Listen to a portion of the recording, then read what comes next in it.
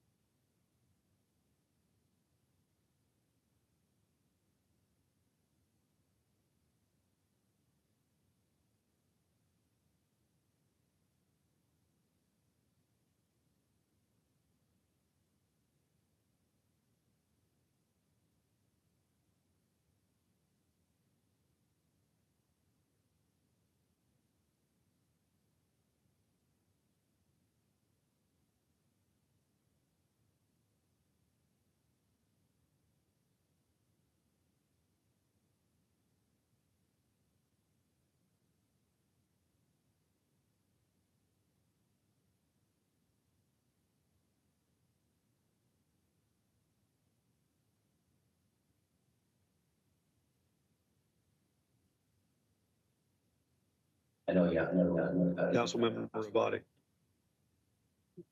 Yeah, I'm hearing a lot of echo.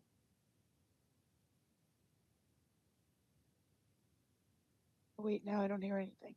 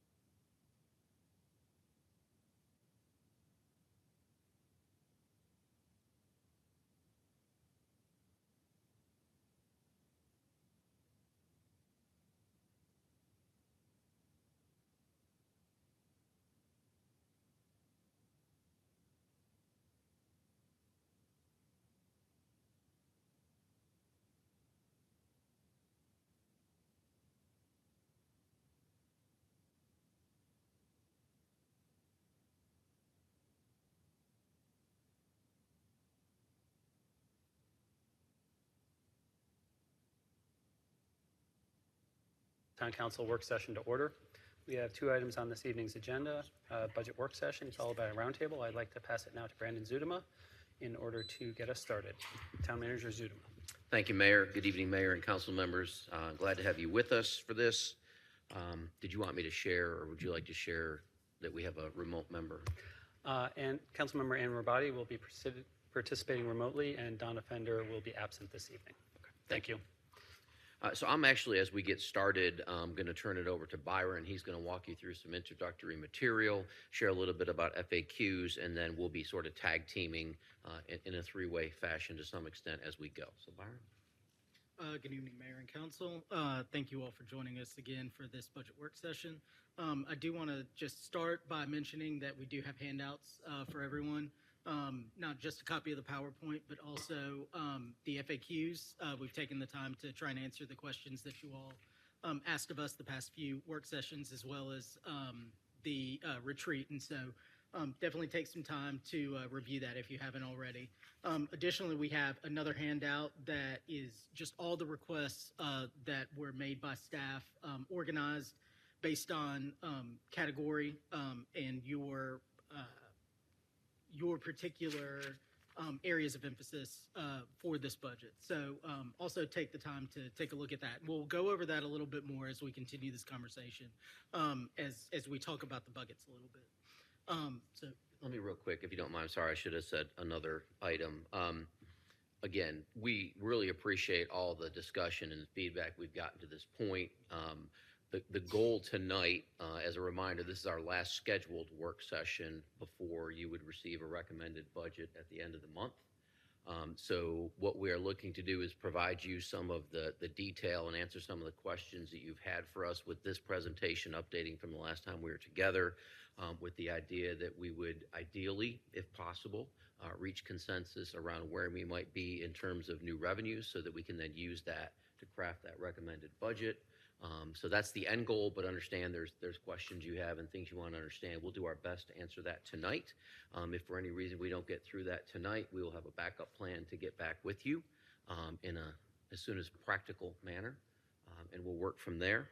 And I just real quickly want to point out, Mayor Pro Tem Garamelli, you had asked about, I apologize. I think it was you. It may have been somebody else about fund balance use. That is in the FAQs. We have not actually spent any fund balance in the last 5 years. We have allocated it, but then put it back, and in some cases put more than that back based on the way the budget has run. And then you would also asked about land acquisition. That is also in the FAQs as far as what we've spent since 2020 as well. Thank you, Byron. I do have a little bit more information on PPIL that's in there, and Michelle is helping me get a few more peer comparisons. So when I get that tomorrow, because we have to get that from Amy, I will update that and we can send it out to you. Okay. All right. Sounds good. So we have a couple of topics for discussion for this evening's work session. Going to talk a little bit about the additional resources. We will briefly go over the additional resources, the scenarios, the buckets that you all mentioned last work session. Talk a little bit about our existing resources, the necessity for those, and the required resources in order to keep the town operational. We'll talk a little bit about long-term projections, about where we see the town's revenues and expenses and budget going in the next few years. And lastly, we'll just kind of have a wrap-up session to try and get a sense of consensus, get a sense of where the council is sitting as of right now so that we can wrap up the work session. So moving on, we will briefly take a look. We looked at this slide partially last work session. So if the council recalls, we had about $18 million in budget requests submitted by departments this particular year. It's definitely higher than it was last year. However, that increase is representative of the needs that the town departments do have. I do want to point out the pie chart that's down here as well. That represents the revenues, the additional revenues that we would see this particular year. So a total amount of revenue that we would see, including the optimal bucket solution that we have in the PowerPoint, only gets us to about $15 million. So as you can see, even our our top revenue ideas would still not get us to all be able to complete all these budget requests for this particular year. So there are some things that were prioritized, and I feel as though we've given the buckets a good review, and it is set up in a way that hopefully the council will be able to gather some information and be able to make a decision based on that. Just to remind the council as well, these $18 million in submissions are organized in this PowerPoint by the priorities that the council has set, and this is basically that particular order. It's not in any importance necessarily. It's just the priorities that the council has voiced to us. So as we continue on, we'll now take a look at each of the different funding levels, starting with. Yeah, so good point. So that $18 million is referenced in this particular chart. So everyone have this chart? So all of them are broken down based on these priorities, and these are the individual items that are listed. In the PowerPoint, we've listed them in buckets in order to kind of help facilitate the conversation a little bit better, but if you need to refer to any individual item, it is all in this particular worksheet. Yes, it's in the packet. I believe it was attachment 1. Mm-hmm.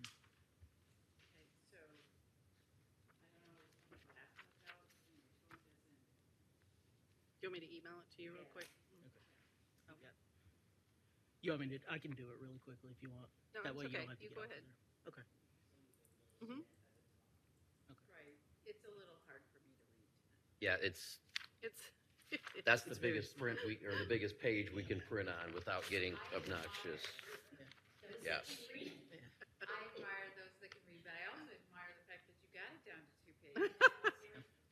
And again, just as a reminder, that's what was asked for to give you perspective. Right. It's not all in the different funding options that we're going to talk about. Because as Byron alluded to, there's $18 million in asks, and even with the 7-cent model we would show you, it's still $3 million short. And it's even shorter if we look at 5 cents, and you can do the math going backwards. So that's really just so you understand the scope of what the needs are across the departments. And then we have used our work with this team and then also with each of the department heads to then prioritize within what needs to be funded first, along, of course, with your priorities. So I think that's a good transition. Unless anybody has any particular questions, this is really informational, not incredibly relevant to the discussion of how we're going to fund some of these things. But I do think it helps associate messaging to what do you get for the dollars, the value of what you get for the investment in these particular funding packages or buckets of things. So trying to associate what's included versus which is the nuts and bolts, but what do you get for the nuts and bolts at that cost? So how do I translate this to like this bucket, this bucket, and this bucket? We'll walk you through that detail Okay, tonight. perfect. Try to give you a sense of some context. Mhm. That would be helpful. so back to the PowerPoint, we are on the slide existing service levels and required resources. So think of this as your revenue neutral slide. So what you will see here is sort of 3 buckets. One is that base budget that we talk about that just continues. That's currently at about $43.5 million. And that's the things that just naturally recur every year to handle base operations, personnel, other things. And then we have natural growth at about $5.5 million. In that 5.5, we have existing funding that goes to reserve. That's primarily the $850,000 that goes to the fire apparatus and equipment reserve. We also have the performance merit in there. And then we have position study adjustments that are made based on the work that our consultant did. And then, of course, you've got existing debt. And that, we've talked about that before. We feel that you think and we think that that's the basics of what we need to do almost regardless of anything else, is take care of people, take care of existing obligations. Then if you move to the 3rd bucket there, it's $3.2 million. That is potential fund balance and use of fire reserves. So about 2 million of that is fire reserves for both the replacement of Rescue 21 apparatus and also the air packs or the breathing apparatus. Now, again, we do have an opportunity for a $600,000 grant there. But if we were to get that grant, then we just leave that money in the reserve for future fire apparatus. It wouldn't go to the general fund. And then you've also got public safety vehicle replacements. That's the other 250 to do the upfit to the vehicles that we've ordered, assuming that they come in. Some alerting at Fire Station 1, and then some one-time purchase of some Parks and Grounds equipment. So that's essentially, it is revenue neutral. That's what revenue neutral is going to address in the FY25 budget. Any questions about that? So, yeah. Sorry, maybe it's my ears. Can you hear me? Now I can. Okay, I didn't speak. You said 2 million is the reserve fund on the third bucket, right? It's Yes. already there. It is Correct. matured to go. So, okay. And is that money separate from the fund balance that we allocate Yes. from the 45% thing? Yes, that's a separate reserve outside of the fund balance. So technically, then you are, I would just, how much is it actually coming from fund balance? About 1.2. 1.2. So that would be a better one to put because that is already, I would say, fire reserve is already accounted for. Right? It is. Yeah. It is, but this is showing, I think the intention here is to show you what we can do without having to add any additional revenue. Got it. We're primarily trying to focus with you tonight about the different options in terms of revenue neutral versus a level above revenue neutral. So this is to show you, you don't have to add any money to do this.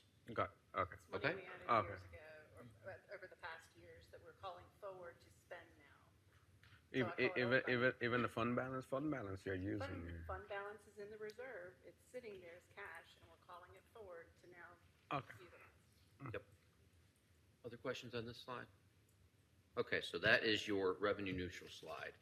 If you move to the 3-cent model, it's again about $2.9 million, and we're really focused on existing obligations and future investments. So this is where you will see you have emphasized with us the importance of a penny for land acquisition in the future. You've emphasized the need, and we of course agree with the need for debt capacity, primarily around the Public Works facility, but certainly other projects as well. And then increases to the existing reserves. That's both transportation and parks that were established at a penny at 685, and that's the other about $530,000 to bring both of those up to 950, because we heard you share that was the expectation. So that is about 2.5, a little more of the funds there, and then the other 400 really goes to operational issues that are faced with inflation. So we have existing service contracts that are increasing.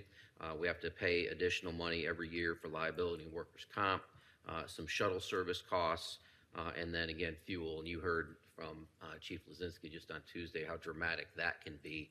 So we're trying to right-size that fuel budget to be, what we think it will be for FY25. Again, that has fluctuation in it, but this is our best attempt to do that. So at 3 cents, realistically, other than investment, nothing new operationally. So 3 cents is a very base, take care of the future and take care of existing inflation. Any questions about, yes, ma'am?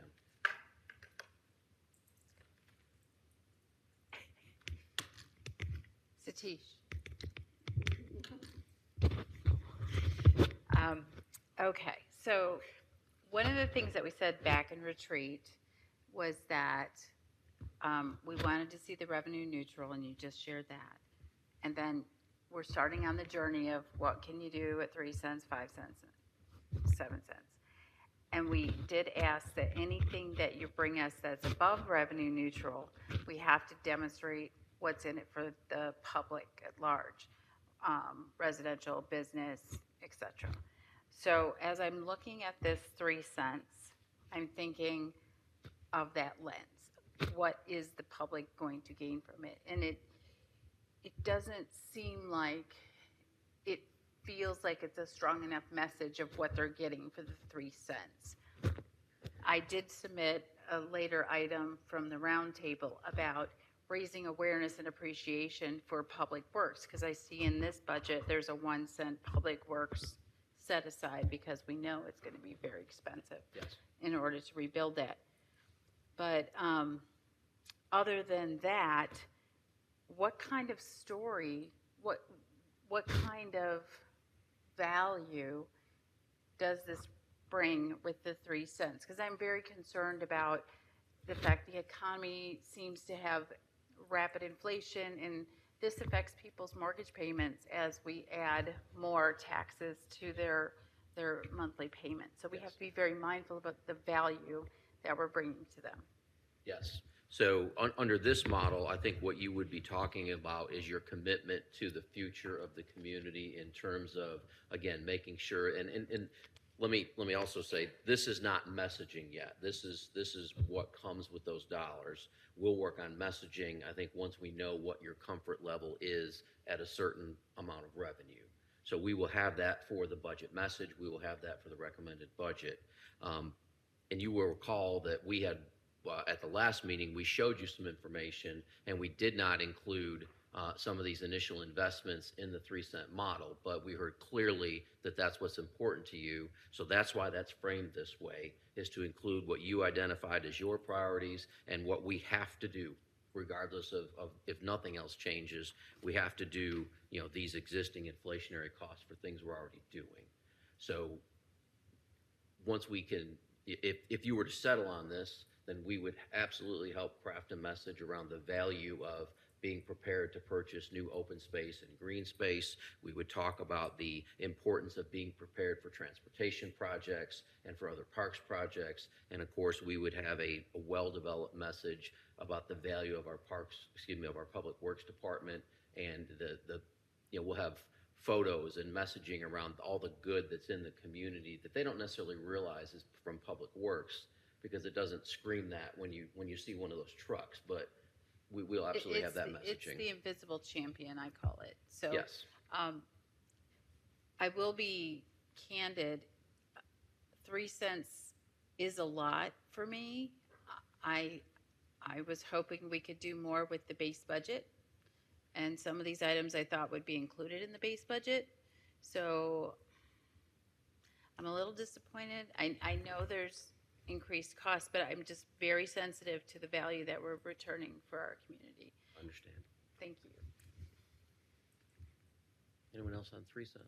Yeah, can Yes, I ask, ma'am. so Please. just to kind of follow up on that, so I hear you, Brandon, this is future investment, open space, green space, parks projects, and I know we're not to messaging yet, but tell me specifically, are we talking about funding more intersection improvements? Are we talking, what specifically are we talking about versus? So what you're talking about is having a penny available for use on future land acquisition that could come as early as FY25, could come in a future year, but begins to expand that reserve. You'll see what we, in the FAQs, what we spent in that regard. And then, of course, we've had conversation of a couple of different areas, some parks related, some town center related, that we anticipate having some needs. Okay, so town center would be a yes, focus. yes, Okay. town center would be I think really, and again, I know I heard you.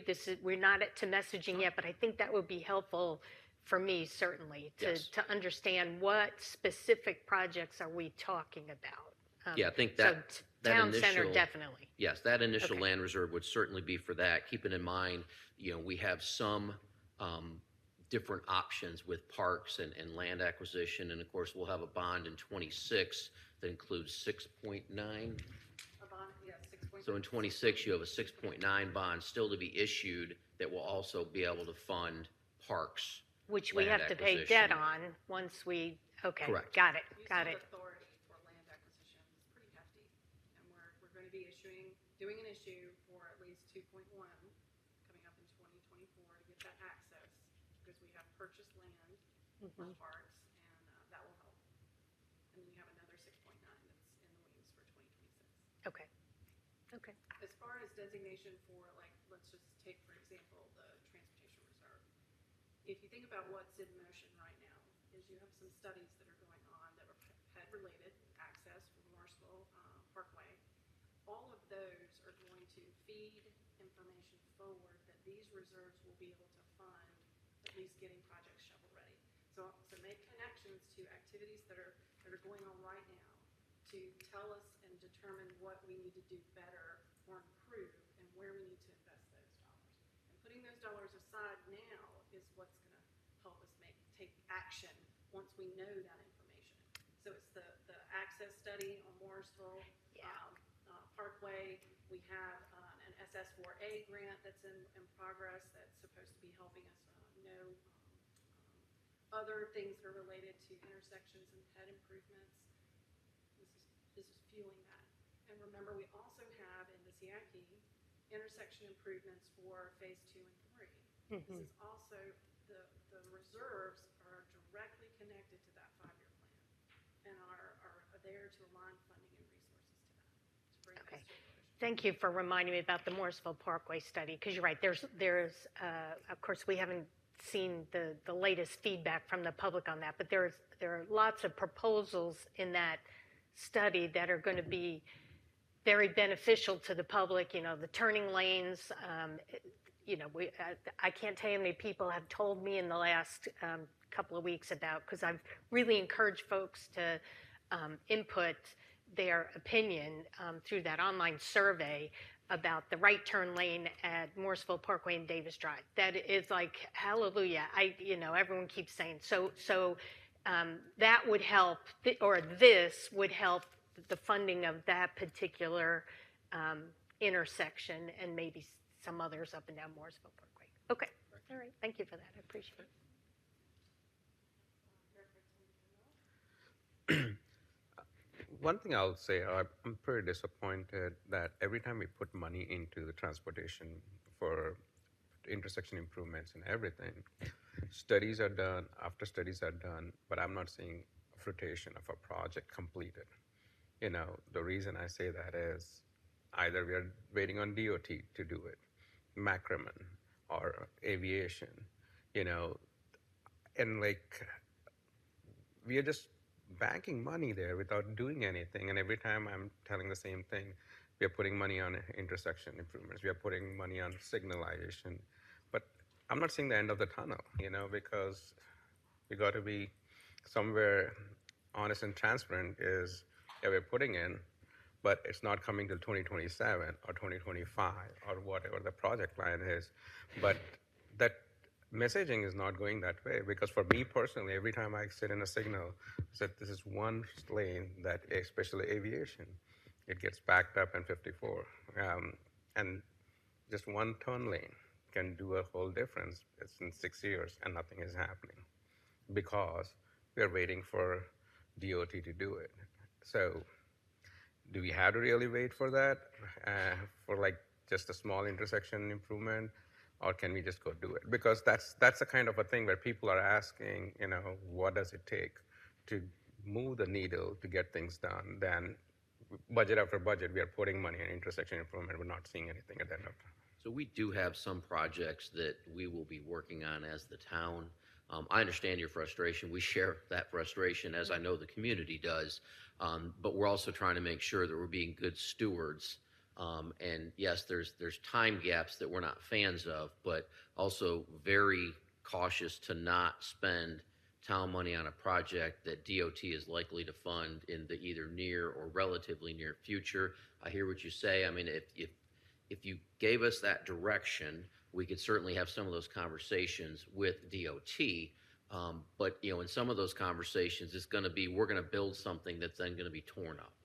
And I understand there's a temporary fix, there's benefit to that, but I want to make sure we're weighing that as far as what we will get for that investment, how long it will last, as opposed to what we could do on other projects and use our funds more for town projects. And that would be a good evaluation to do for a reason, especially aviation or Morrisville, Carpenter, and Davis. Morrisville Parkway and Davis. Morrisville Parkway and Davis. So the reason I say that, if it is like 5 years from now, we invest $150,000, the amount of cars that is flushing out, the amount of agony that it's cutting down to people, and amount of green emissions that can be saved because it's carbon. You're pretty much on the road giving all those things. Sure. And I think we can circle back on that with the engineering department, and we'll get an update, if you will, about where we are, what's on the horizon, what's a little further back that's waiting on DOT, and if you'd like to see that, we can certainly give you some sort of a summary of that for some further discussion outside of the budget discussion. Okay. Anyone else? Steve? Sorry, Councilmember Rao. My apologies.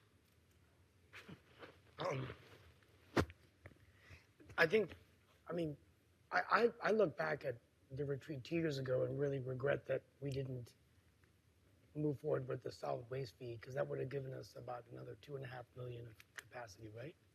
So that could have helped us a lot now of things that we could be investing in with the money that we had, but that's water under the bridge. So hopefully next budget cycle we can see, as we implement that fee, the capacity that we could generate to do future things and weigh that in any decision that we make.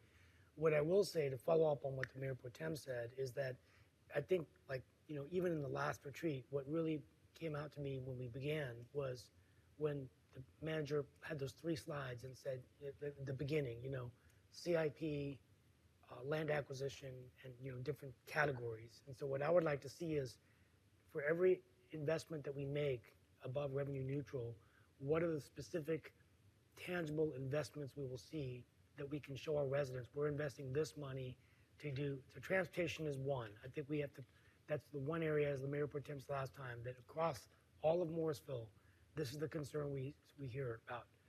Sidewalks, for example. If we could do sidewalks, I'm just using that as an example, along the HSNC, right?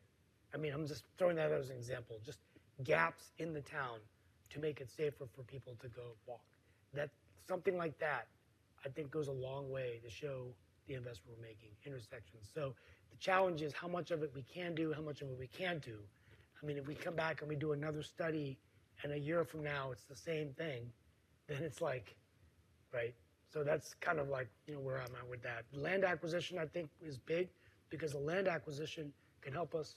We can show that to the public, that it's helping us bank more land for parks, because people love open space for parks. And also it ties into our affordable housing needs, efforts, because, having more land, site control ourselves, we have more, correct me if I'm wrong, more negotiating power with the developers, habitat, all those, conversations. And then, of course, the core services of public safety, those kinds of things, which I think are really important operationally, particularly with the rise of crime we've seen recently. I think people are kind of concerned about, do we have enough people staffed up?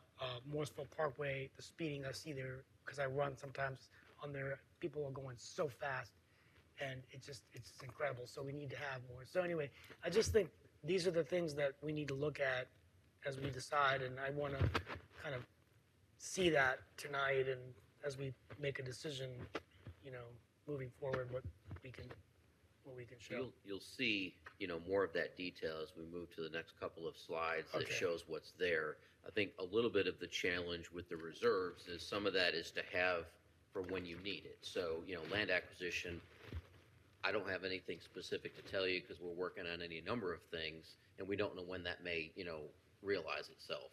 Transportation, we can, I think, show what's on the horizon and what that might support as far as what the CIP has. And so, we can reshare what that looks like with you, and certainly for the public to see that as well and understand what that money is going to. And then the final thing is the economic development piece of, as we look at these scenarios. We're going to touch that yeah. in another page. Yeah, thank you. Yeah, I can't emphasize enough that how directly important the reserves have been to you being able to, as a Hello? community, execute projects over the past years. And we have projects for sidewalk gaps that came as a result of studies that we have made and built bridges for those gaps. There's things that have been going on and have been completed. Morrisville Carpenter Road was a huge project that has been on for a long period of time, and we're now headed towards hopefully ending that project, that long-standing project.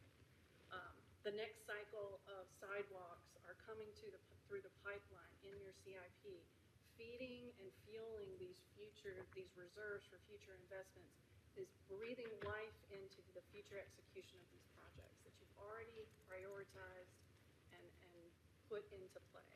And we have to have these resources to be able to help us do that because of the rising cost. It helps us be a little more nimble with that.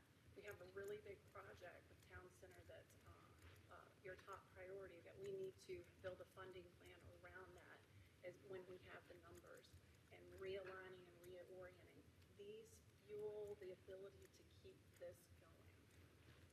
That's my passion speech right there. Councilmember Rabati. Can everyone hear me? Yes. Okay. I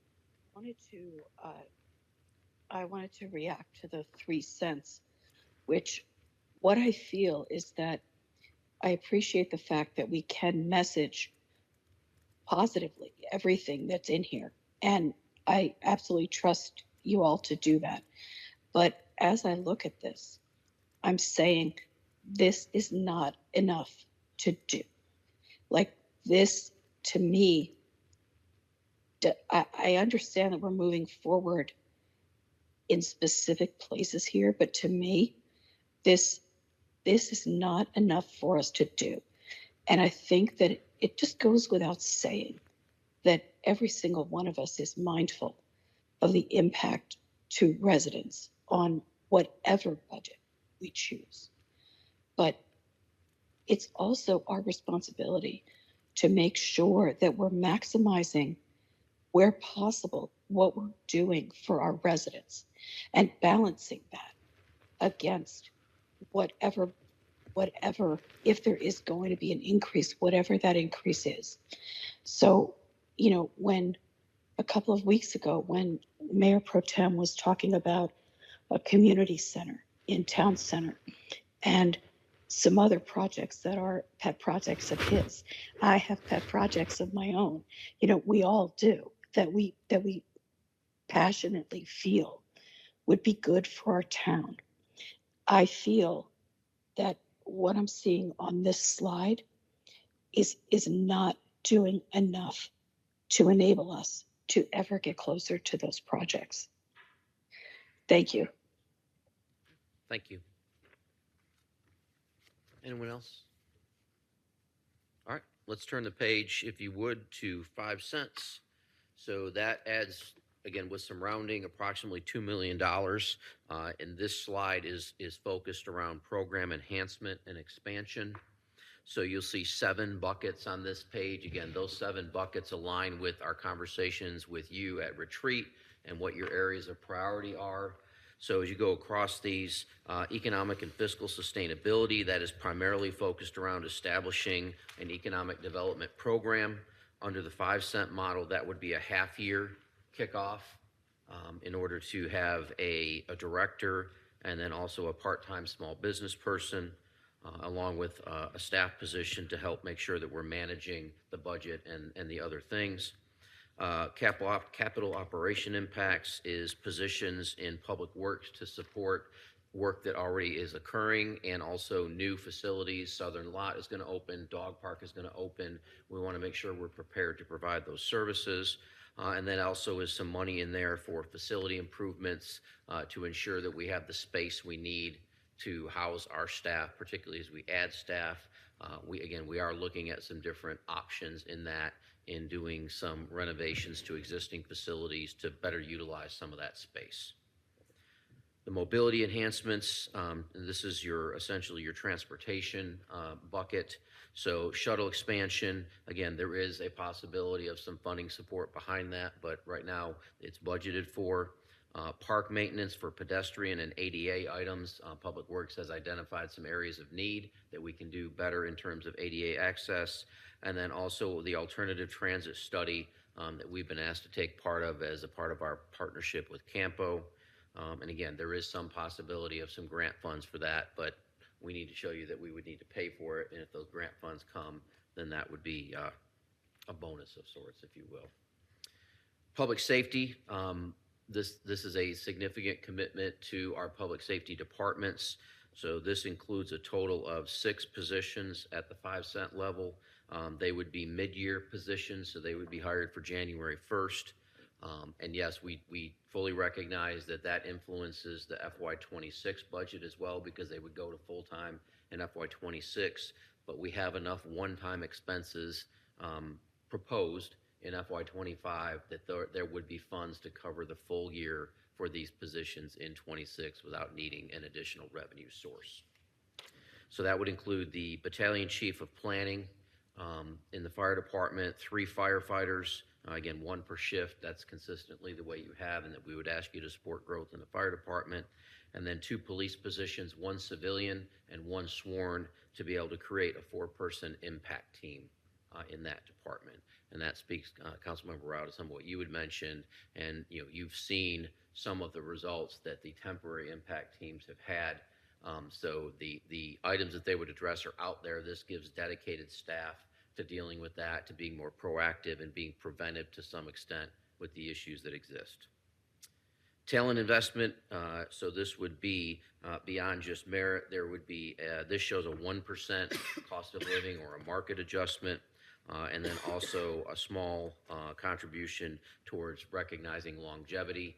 We've done that in the past through gifts, but this would be cash awards for longevity that would, I think, better recognize some of the longevity and the work of our staff. Meaningful connections, you were focused on that as part of our discussion at retreat. So this would include funding to allow affordable housing rental assistance to start. It would get our website upgraded. We know that there's an opportunity to do that differently. This would provide some resources to our language access program. Again, we've shared with you that we have been selected for a fellow. So we'll have a position from UNC that will come in and help us get that implemented over the next 12 months. So this is just some of the funds that will be needed to support that work.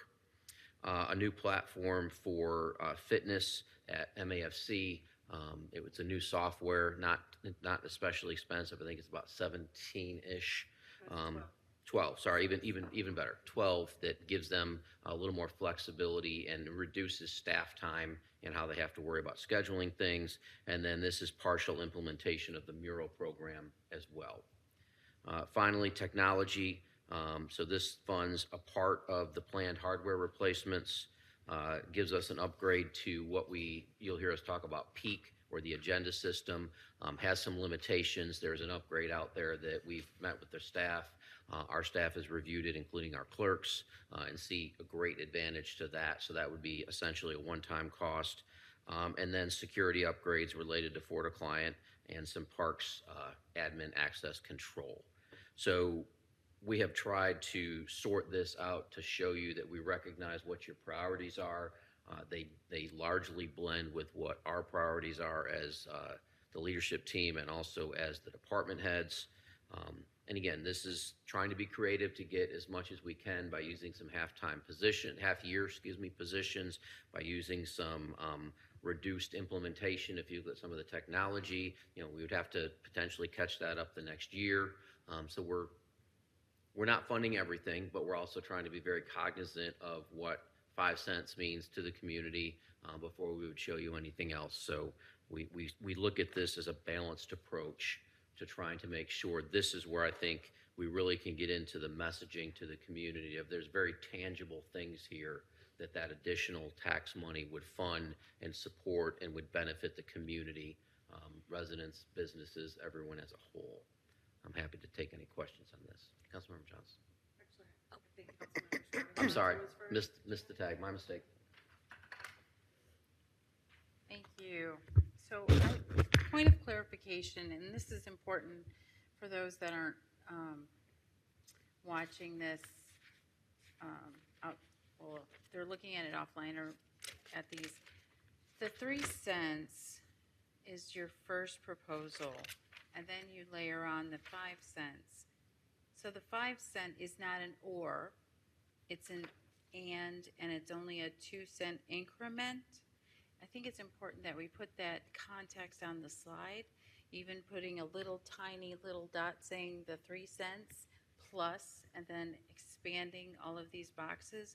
Because in my mind, I'm saying, this is really nice, but so is the 3 cents. So it's not really clear just looking at the slide. So I have a little bit of confusion there, but I think it's with 2 additional cents, you're getting all of this, Correct. correct?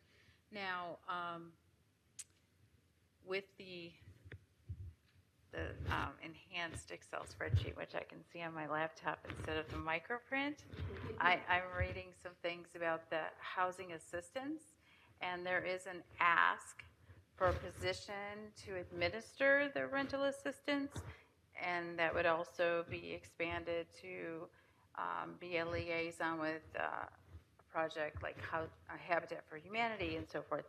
So within this 5 cents, is this simply funding the money, but not the person to help facilitate it? This, I believe, includes money for a consultant to get that started. The big lift is going to get this program started. Once it's started, then that workload reduces. So I think this proposes to use a consultant to help our staff do that, and then let us see where we're at the consultant, because we do expect that it would be significantly less work ongoing. So was there any discussion about the partnership we could have with Wake County? I know we had Wake County here a few months back about their programs. So I recall that our last conversation with them is that there was not really a viable opportunity right now to necessarily partner with them. So we had moved beyond that to be focused right now on affordable housing through rental assistance. And then still, of course, negotiating with Habitat for Humanity. But we don't need to necessarily fund Habitat in FY25. We can continue that work. But doesn't Wake County do rental assistance? That's my question. I believe they do. Right. So I know we moved past, that meeting saying, okay, we're going to look at Habitat. But have we looked back and said, oh, they do rental assistance. Now we're redirecting and doing rental assistance. So maybe we could circle back. And I know it's a lot to set up a program, and spending money on a consultant is not inexpensive. And maybe Wake County could give us some help setting up a program so we could reduce costs. We'll certainly follow up. Okay. Just another aside, this kind of proposal in the 5 cent is what I was hoping to see in the 3 cents, because this is an example of what the community needs and wants, and really it adds a lot of value back to the community, as opposed to the 3 cents was not demonstrating that value. So I'm just putting it out there. That's my observation, and obviously the other council members will weigh in as well. Thank you. Thank you. Okay, so I'm still trying to connect these 2 documents. So, and you may have said this in the beginning, and it could even be, and it probably is at the very top. This is a cumulative of the 18 million. Correct. And this is just bits and pieces layered on. Okay, because I've been trying to connect, where does this 180, and I don't see a 180 over here, and it's because it's It's cumulative. not a one-for-one, correct. Got it. Okay, These thank are you, your that's helpful. Potential funding packages as they build onto each other, as you add resources. That is just to give you transparency of what really, in a nutshell, in a summary high-level form, folks had asked for. Okay. But we need another column that builds the blocks. Yeah, so I'm trying to figure out, and some of this is clear then for me. The 3 cent scenario, it's kind of clear what's not going to be included. But now when we're looking at 5 cents and then 7 cents, it kind of is not totally, well, maybe it is. Maybe I'll take that back. So for instance, I'm sorry, I need to talk this through so I understand. So for instance, the economic and fiscal sustainability, you're talking about a mid-year position versus in the 7 cent option, it would be a full year. Correct. Got it. Okay. So that one's easy to figure out. Okay, maybe I need to look at this again then. But okay, that's helpful. Thank you. Again, I think one way to look at that is, this is, again, the full ask. Yes. But we're not going to get there. So this represents listening to what your priorities are, applying our priorities to it, and beginning with, here's what we can do from this at this funding level. Got it. Yep. That's helpful. Is that Thank okay? you. Yep, All right. that's very good. I had one. Go ahead, sorry. Councilmember Rabati.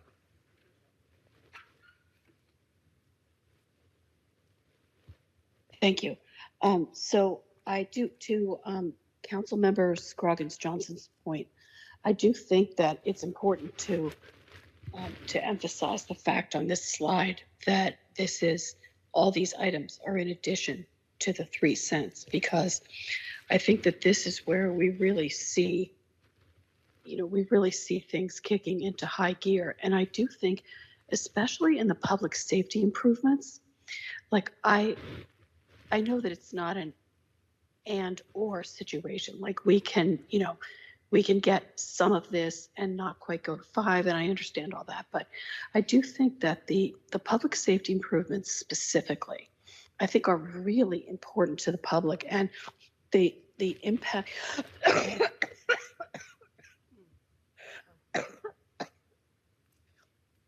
Sorry.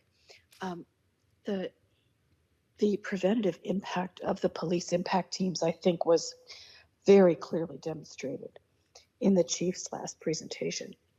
So I do think those are really important items. And I had a question about the firefighters too. I know we talked about this during the last budget session, but do we wait until we have 3 people and then add them? Because I know one of the problems consistently has been the ability to find and hire firefighters. So if we approve 3 firefighters in this budget, what's our realistic expectation that we will have 3 firefighters in FY25? I have no doubt that Chief Lazinski will be able to do that. So what he and his team have done have really enhanced their recruitment efforts, and we have seen tremendous success with their recruit program and their recruit academy. They just graduated 4 here recently, and the first class was 5. This class was 5. 4 finished it, and he is already talking to us about being prepared to start another academy. So they have 2 vacancies today. This would give them 5, which is sufficient to run an academy. Now, again, as it sits here at 5 cents, those wouldn't be hired until January. He would like to do that, of course, sooner, because he doesn't want to hold 2 vacancies just to run an academy. But yes, I'm not at all concerned. He's here in the room shaking his head. He's not at all concerned that he would be able to fill those positions. They've done very well between recruitment efforts and their their fire academy to get new firefighters on board. Oh, that's great. I'm really happy to hear that, because I remember historically that being a huge problem. So, okay. All right, great. Thank you very much. Thank you. I think Councilmember Rao.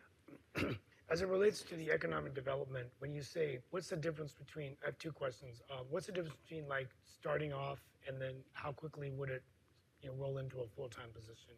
Well, it'll be a full-time position. It just won't be hired until January under this 5 cent model. Okay. Because we're trying to touch as many opportunities as we can in this fiscal year. So the way that money sifts out, if you will, or settles out, is that under this recommendation, that person we would recruit earlier, so they would be ready to start January 1st as soon as the funding was available. And would that also, are there decisions that will have to be made by the administration and council about the funding of the chamber? Yes, we have that towards the end of the Sorry, I'm presentation. getting But ahead no, of you're myself. fine. So, right now, there's a $50,000 allotment to the chamber that has previously been related to an economic development contract. That contract needs to be perhaps revised, well, definitely revised and renewed. And you will need to collectively make a decision as to what amount that would be. Keep in mind, outside of that $50,000 agreement for economic development, we also have $11,000 or $12,000 in a trade agreement. We get some things from them, and we provide them some things, some IT services, things like that. We get our memberships, and we get attendance at events for a certain number of people, and then we pay them $24,000 a year in lease for the upstairs space at their building for our budget and strategic management If we team. reduced that amount of money or didn't do it anymore, would that money be reinvested in the economic development? It could. Okay. All right. And then my final question, just out of curiosity, maybe I should ask this at the end. If we did implement a solid waste fee, how quickly would we see the extra $2.5 million of capacity? So Would it's it one and a half. One and a half It's about million. 1.6. Let's call it a penny and a half, I think, to be penny and a half? safe. Sorry. With the new pay So- rate, Okay. yes. So assuming that there's a commitment to do that, we could be ready to have that implemented July 1st of 25 in the FY26 year. But we Okay. would have to have that commitment in advance from council because there's months of work to do. We would start that work, this fall at the latest to make sure that we were ready to go for July 1st of 25, which would also be when our new contract would kick in with whoever our solid waste provider would be. Okay. Which was the reason to pause it. Right. Was to align it with that and that service, potential opportunity for service improvement. Ma'am? So, 2 quick questions. Remind me again, the alternative transit study. So that is looking at, is there a different or better way to provide that service in town? That could be funded through the Campo agreement. But we had previously talked to you about that. You had indicated interest in seeing what that would be. So this is the funding to have that study done. Again, we think there's grant funding that would cover that, but we need to show you that we need to pay for it until we know You've we have got that the revenue. grant. Okay, that's fine. And then when we talk about new positions, there is always lapsed salary in the budget. So can you use lapsed salary to bring some of that forward before January 1, or is that not how we use lapsed salary? We have tried not to do that. We try to minimize our use of lapsed salary in the first half of the year, really to see where we're at and make sure we're not going to overspend that. I think we could try to be creative about that. But again, I don't want to budget it that way because I don't think that's a smart way to budget for us. I agree. There is an opportunity there if you were to go with this model as listed. There is potentially an opportunity, depending on where we're at, to advance one or more of these positions to start earlier. Jeannie knows the numbers better than I do, but if I recall correctly, that number has been large too. It in has, some but it's years. also been shrinking fairly consistently over probably the last 3 or 4 years. Again, I think part of that is that we are still, although we have some challenges, particularly in public safety, we've been pretty fortunate in filling other vacancies to try to minimize that time that positions are open.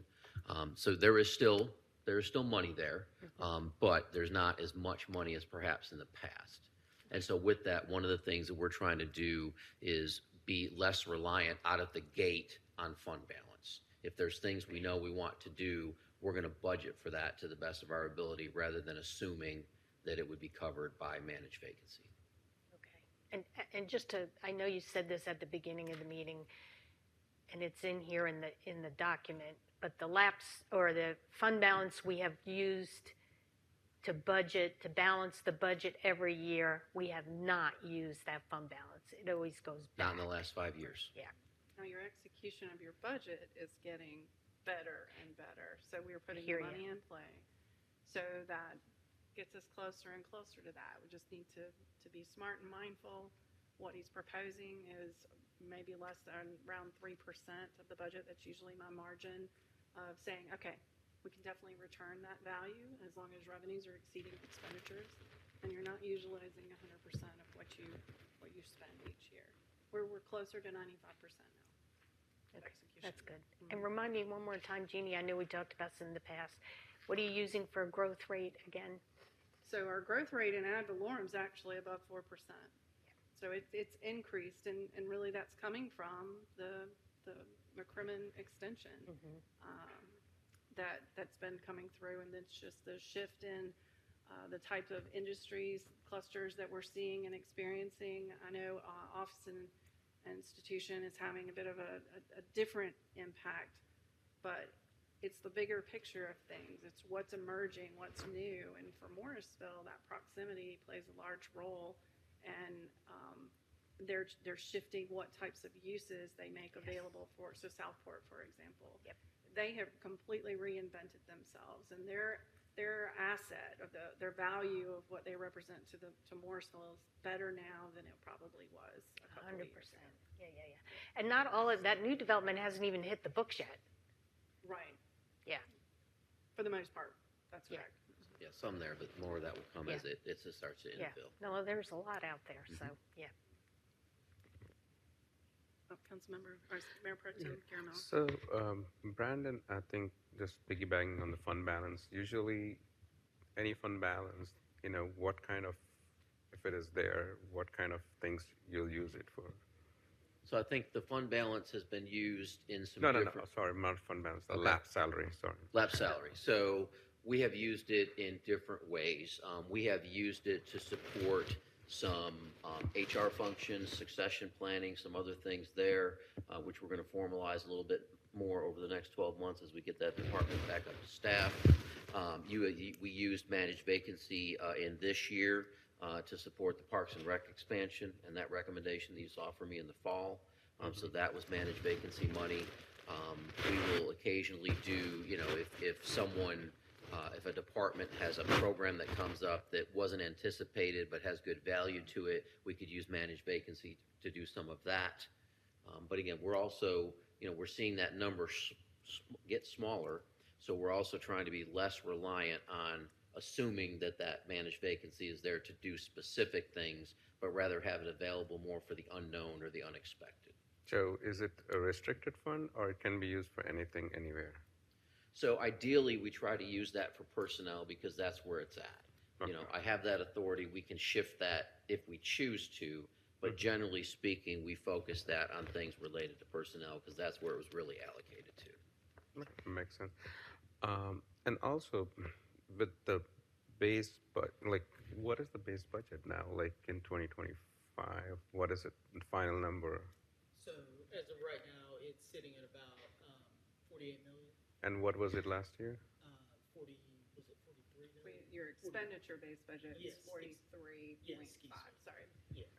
And 48 is the new one. 48 is the revenue. Yeah, so that also means that the fund balance percentage is also increasing over a period of time, how much we have to save, right? It's 45%, the ratio, how do you calculate 45% of the fund balance? Is based on the base budget, or is it based on the increase, or what is your basis of that? So it's based on prior year expenditures. So total expenditures. So within the general exactly. So from 43 to 48. So next year we say 54. That 45% bar is also increasing. So we Yes. have to ensure for our AAA rating and other things, you have to ensure that is also equally funded because it's not just taxes. You have to keep that 45 there too. Would be good to know like that, a chart, Jeannie, because how it is to keep the 48, you have to, the value changes no matter what. Correct. So that would be a good FAQ for us. I'm happy to provide that information again. We've talked about fund balance a lot.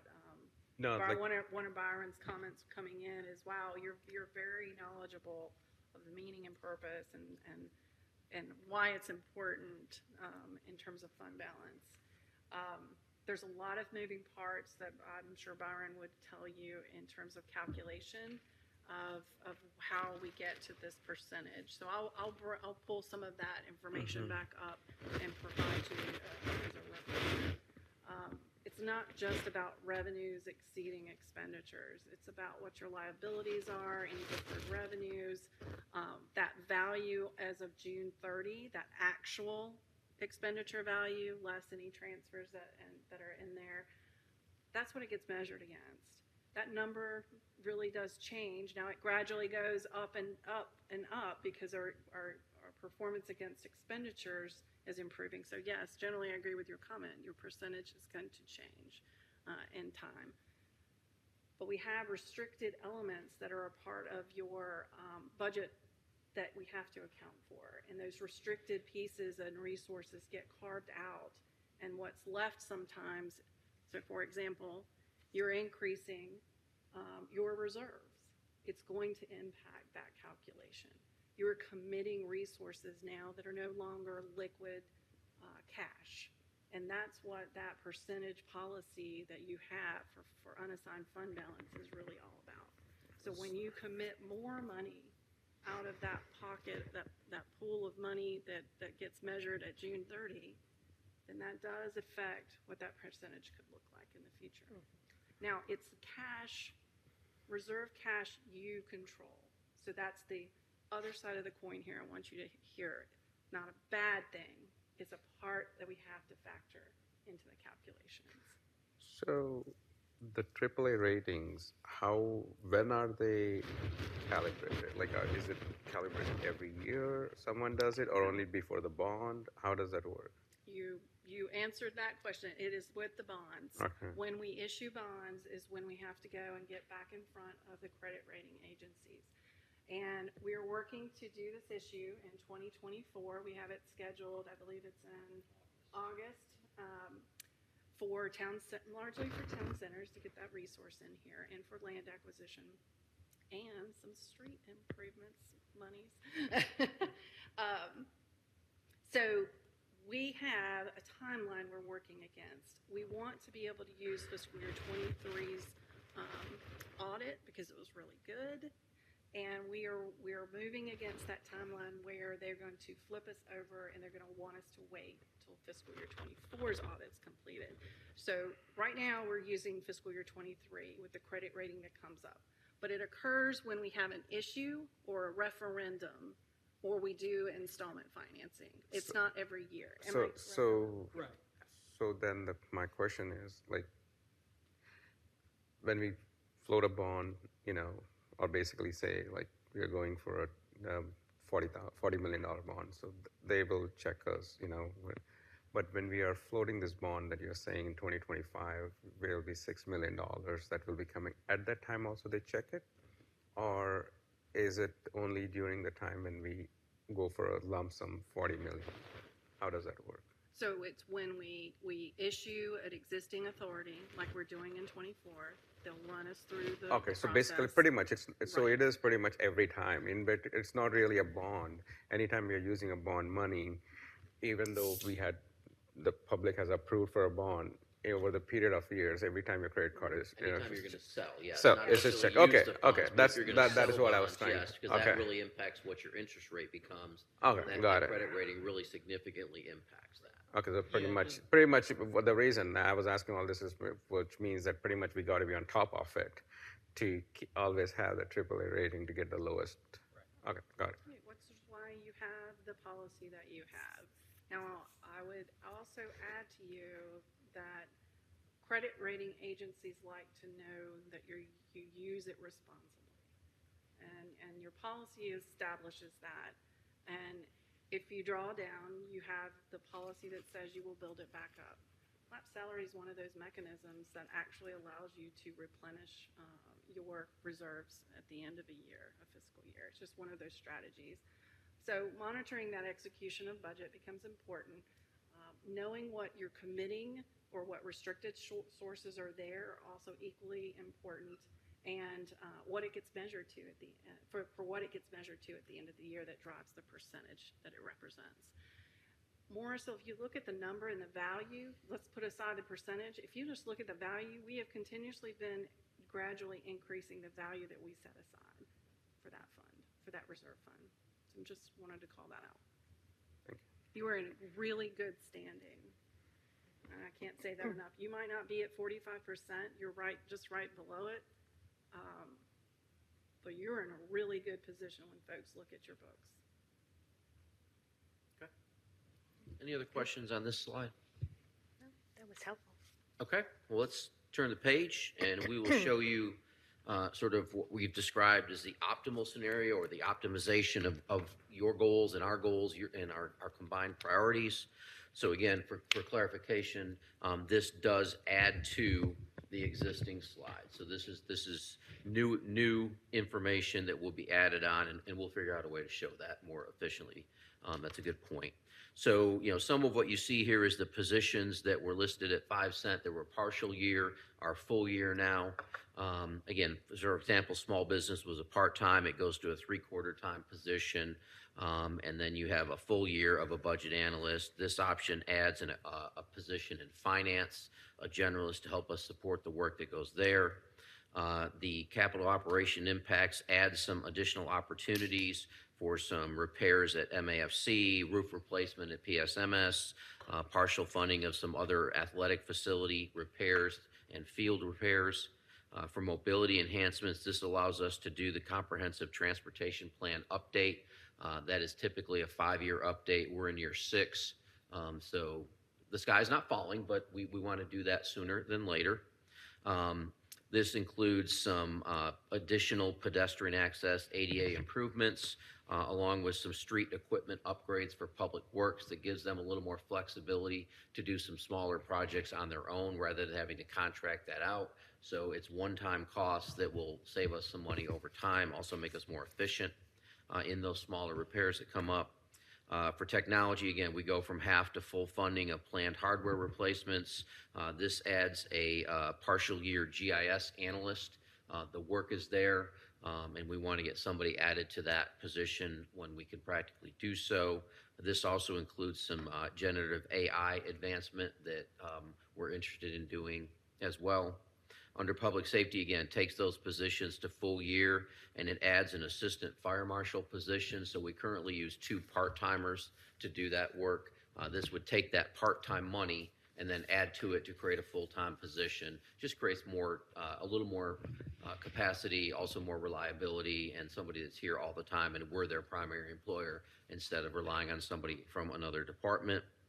Again, operation inflationary impacts, some additional money for design and cost estimating for engineering as needed, some additional core equipment replacements in public works. Under the meaningful connections, it adds the development of a streetscape plan and also does more for the mural program. In talent investment, this touches on some part-time parks money to adjust those rates. We have done studies that show we are a little behind in terms of those part-time rates, so we want to continue to look at that and make sure that we're competitive because it helps with retention and recruitment as well. This would also allow the Parks Department to implement their own strategic plan. That's part of that continued revitalization, if you will, of that department. And then we've added some sustainability focus, so some native tree planting, some HVAC units for greater efficiency, and some lighting replacement at Shiloh Park. And again, as indicated, this adds to anything that is on the prior pages. So you have the 3 cent plus the 2, and then the additional 2 takes you up to the 7 cent level. Happy to answer questions. Johnson. Okay, so now I think I've now that I understand this chart, it's so much better. So thank you for this, and thank you for the running total on the bottom about the one-time operating costs and routine operating costs. So based on this scenario, matches this chart, and of all of this, there's like $3 million that's one-time operational cost, right? Am I reading that correctly? No, if you were to go all the way to 7 cents, you would have around $8 million of one-time costs. That's everything building from the 3 cent, from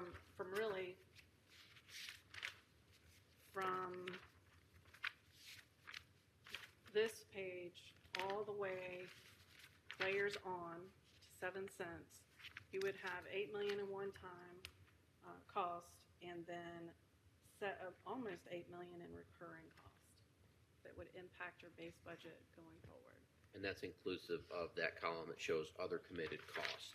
Okay. But also keep in mind that all of this is not in the 7 cent model. There's $3 million of this. Thank you for that. That is still not funded. Okay. So that's the challenge, and it doesn't necessarily line Yeah, up. They're okay. related, but they're not intended to be the One same. for one. This Okay. was intended to give you that understanding of the scope of what's asked for, And then we have taken your priorities and our priorities and narrowed it down to, at 7 cents, we've done as much of this as we can. At 5 cents, we do a little less. And at 3 Okay. cents, we do less. Okay, I guess, okay, thank you for that, because I guess where I was going, and then where I was going is not accurate then.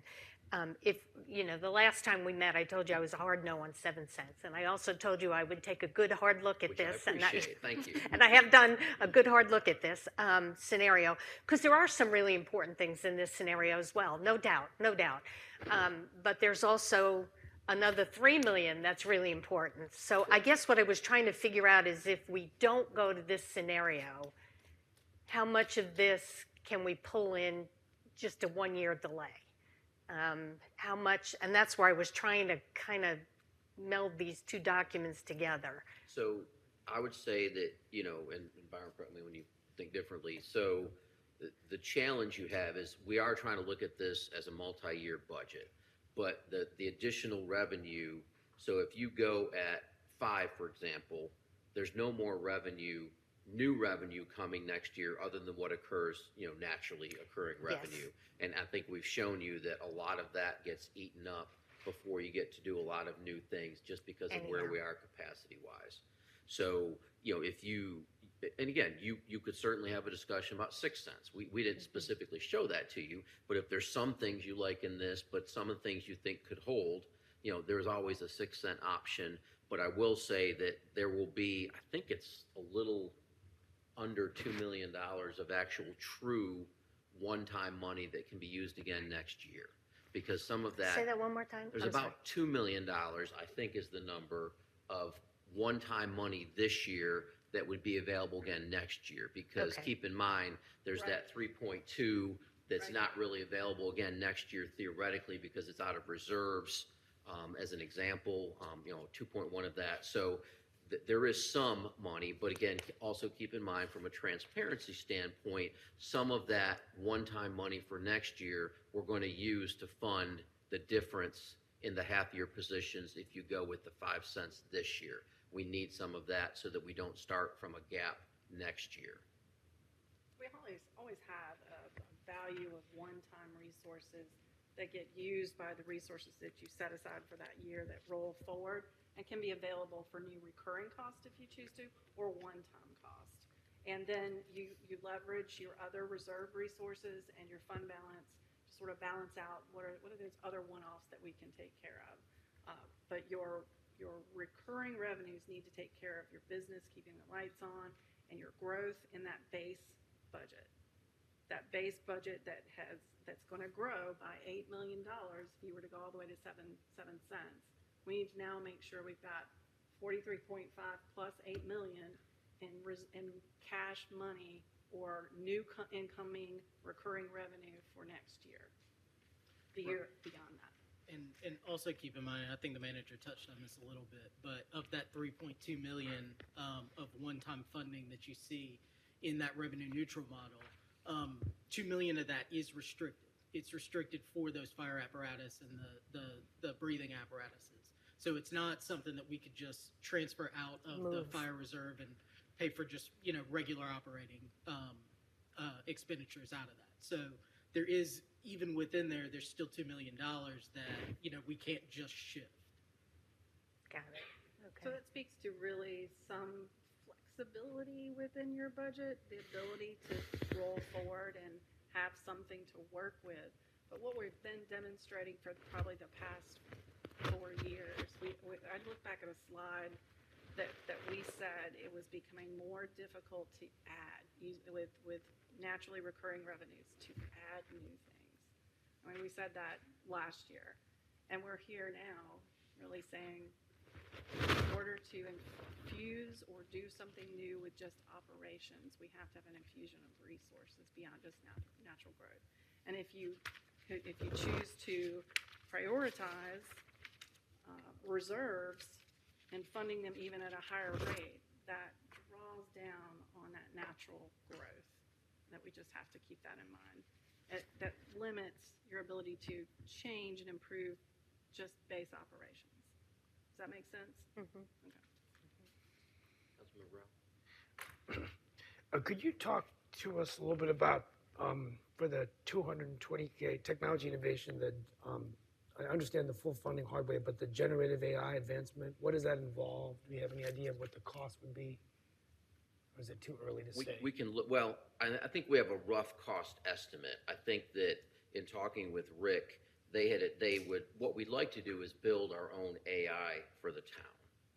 Because what that would do is that would really enhance our staff's ability to be able to go in and to find things. And, right now we have some real challenges with searching for things because we have different repositories. But, if I wanted to go in and say, so for example, the mayor was asking about a resolution we had done a few years ago, and it took far longer than it should have to find that. But in AI, I would type in, 2020 resolution on that topic, and it would go bam. So that creates it's an incredibly powerful tool. It's also incredibly expensive. So this is a starter for that versus doing the whole thing because it's expensive. Yeah. The way it works is there's document intelligence.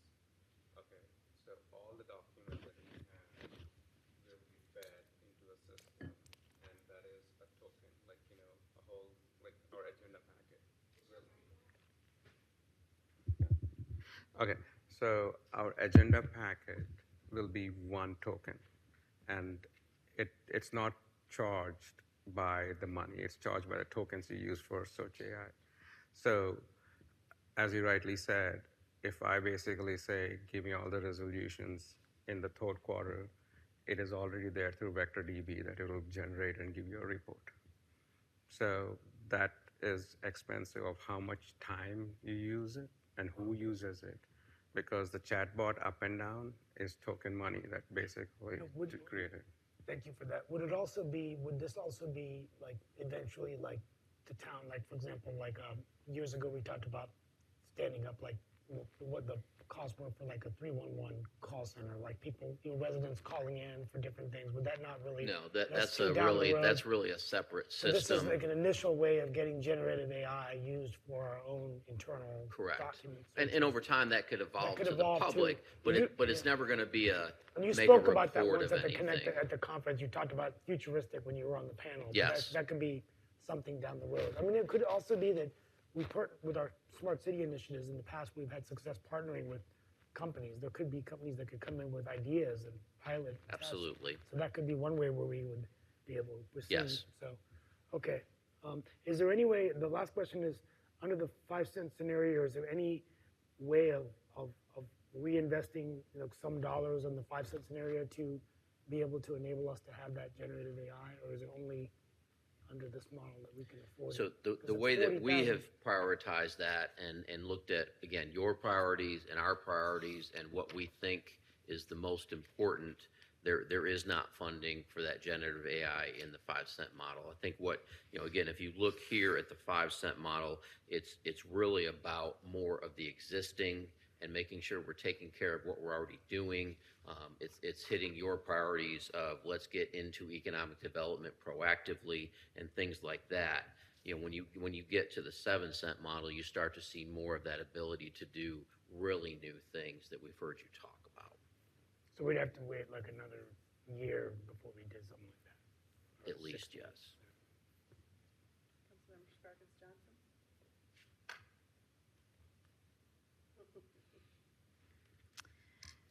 So I was looking at the spreadsheet and I was also looking at the visual here. And I was kind of surprised to see that under talent investment, the parks part-time market increase and pay plan is broken out into the 7-cent as opposed to being part of the market adjustment area in general under the 5-cent, because when I'm looking at the talent investments on the spreadsheet, it doesn't call out part-time positions. It just kind of highlights the market adjustments. And the reason I raise this is because I think the people in parks that are part-time are so public-facing, and we need them to stay. I know the pay is very low, And that to me is a very vital position. And I don't want that to be excluded because we're not supporting a 7-cent increase. It should be part of the overall plan for increase because that market is definitely adjusting quicker than I think any of the other professional areas are. So I wanted to call that out and say we need to be mindful of the people that are working with our public on a regular basis. Thank you, and that's helpful That is helpful. because as we, start to, again, this is not a recommended budget. Probably should have said that more at the beginning. This is where we sit today. So we certainly still have some work to do on finalizing revenue estimates, finalizing some costs. So when we look at something like that, we will have some flexibility. So you sharing with us, things on the 7th that you think are higher priority, if we can make them a higher priority, very helpful. Thank you. Mayor Pro Tem? Yeah, I meant to say, if you go back in the original slide, right, like where the 5 mil at the time, the market adjustment and all those things are there, why is the pay, like part-time pay, not part of that? Because traditionally it has not been part of our market assessment. That's done by the Parks and Rec Department as opposed to as done by a paying class. We have not previously paid our paying class analysts to do part-time. We do that internally. Not that, like I'm talking, if you go back on that slide, Which one? the 7-cent one. Oh, okay. Is it 7 cent? Yeah, it's right here. Okay, so exactly that one, the first bullet item I'm talking about. I'm like, because part-time market increase and pay plan, you have already listed in overall, like you are going to do that as part of your. It's a separate entity from what we do with the full-time paying class study. So then take out parks and just put part-time then, because it could be any part-time. Well, it could, but 98% of our part-timers are in parks. So yes, it doesn't, the only other part-timers we have outside of the Parks Department is we have crossing guards in the Police Department. We have a part-time reviewer in inspections. We have 2 part-time fire marshals. That's really the extent of our part-time staff. And is this your policy that it is not part of the regular FTEs, that you don't? It should be. Yeah, it should be. That's what my opinion too. It should be part of the whole. So, and the other thing and I hear you, and I'm not saying that's not important. A little background on that. So when we do the paying class study with full-timers, that's looking at 1/3 of our staff, and that's our consultant coming in and actually having everybody that works in that class fill out a form to verify what their work is, to compare it to the job description, verify what the work is, then compare it to market, and make decisions about individual positions, not people, but positions, and whether they need to be adjusted up to a higher grade because of what the surrounding market is. So when you look at part-timers don't generally get merit. We can adjust the pay, but your lifeguard is going to make X amount. Now, there's conversation with Parks and Rec right now about considering a second tier. So if you've been here for a certain amount of time, develop certain sorts of training, you might move to a level 2, and that could be a monetary increase. But typically, if the lifeguards move, they move. No, I mean, I'm not talking about COLA or merit increase or not, but at least as part of your regular market assessment, I think part-time should be part of that. And it is. It's just categorized separately because it's done differently than the full-time positions. But it is reviewed annually. But it should be adjusted. Yeah, I agree. Hear you. Thank you. So I think I've heard agreement here with Councilmember Garamella on that point too. Councilmember Johnson, I believe you were next. So I do have a question about the comprehensive transportation plan update. I think that is important. And we've had this conversation over the years. We've done it in tandem with the land use plan update, and then we've also done it separately. We've done a land use plan update, 1 year, and then a transportation plan update another year. So I think the transportation plan update is important, but I wondered, and I know we just did a land use plan update, is it, I guess this is a question now, is it more important to do them both together the next time?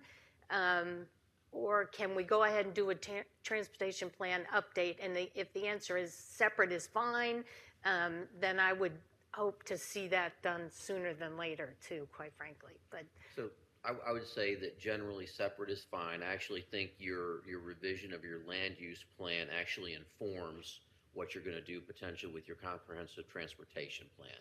So if you decide that this area is in the future, I think TOD is a good example of that. If you're looking at TOD, you want to know what's going to be there before you try to say what the transportation amenities should be around it.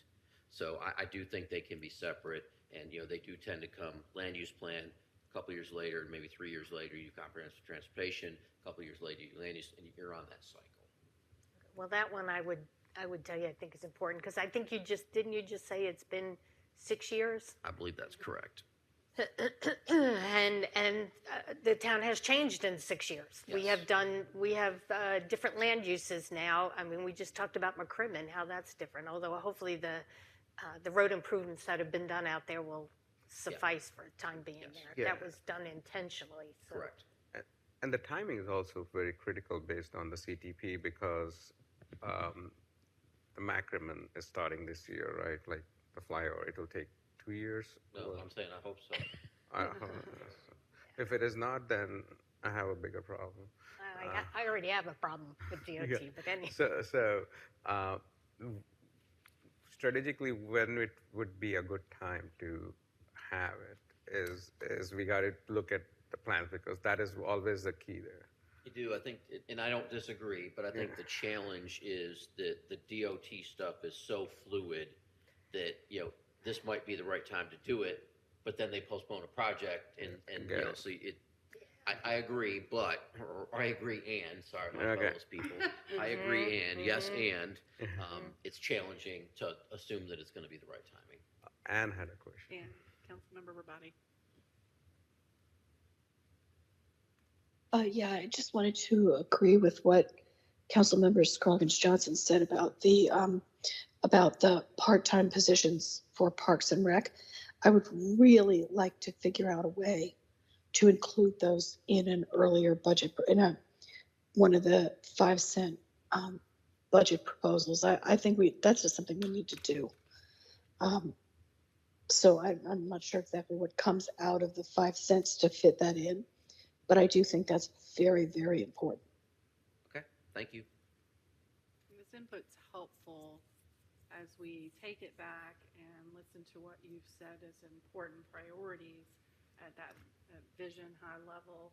And our work is to balance that budget for you, to bring it back at a level that is acceptable and appropriate, that you feel like you can stand up for and advocate for in the community and help with that messaging. So we're hearing lots of good information about parks, about the CTP, about affordable housing and economic development folks. And those are the things that we now can take back and say, all right, where can we make some adjustments? But this was to trigger that kind of conversation. Mayor? So that sounded like getting towards a wrap up, and I haven't really contributed much in my thoughts here. But I do want to say that the foundational at 3 cents is really important. The 5 cents, I think of that as kind of really another base foundation of things that we have to do. And I really like everything on 7. And I think that this would be a really good opportunity for us to prepare our town for a stronger future. As you said, this is more than just a 1-year budget. By doing 7 cents this year, we're going to be well set into the future to continue to have a really stable and secure financial future for all of us. And we'll be able to have we're moving towards a fully funded fire department and police, which is so important to all of us. We hear lots of things, and we want to make sure that we're doing all we can now to make sure those are funded. And I love the idea of funding them in July rather than waiting till January. And I think the 7 cents is what makes that happen. Everything else I really like, I see on the 7 cents, and I wouldn't want to go less than that. Thank you. Anyone else on the 7 cent model? Okay, I'm going to turn it back to Byron. He's going to give you sort of some additional information on, revenues, expenditures, and that sort of thing, and then we'll circle back to the models after that. Byron? Yeah, so we'll briefly go over some of these projections and talk a little bit about the base budget. So in terms of the base budget revenues versus the base budget expenditures, you can see from 21 to 25, the difference between the revenues and the expenditures for base budget has been anywhere from $3 to $5 million. A lot of that has been driven in 21 and 25 by the revaluation. So you see those 2 years, and I know you can't see 2020, but there would be a little bit of a jump from 2020 to 2021, and that had to do with that change in revaluation for the property tax values and seeing a bit of natural growth, a little bit more than you typically would for the property tax at that time. Just kind of some topics here. Councilmember Rao, now you had mentioned about the solid waste user fee. There is an opportunity in 2026 to see that and a little bit of an increase in that base budget total from the revenue to the expenditure.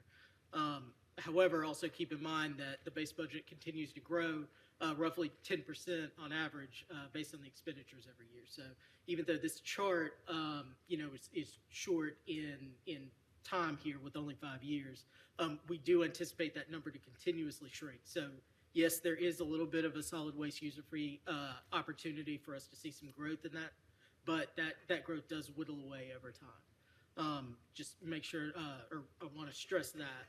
Additionally, this does factor in our debt commitments as well. Our debt commitments make up a little bit over 15% of our total base budget. So keep that in mind, that those are expenditures, those are obligations that we have to pay. There's no wiggle room in that. There's no negotiation in that. If we've incurred debt, we do have to pay that debt service. Also keep in mind too, we do have additional one-time expenses, one-time revenues that have been built in to our budget over time, such as the ARPA funding.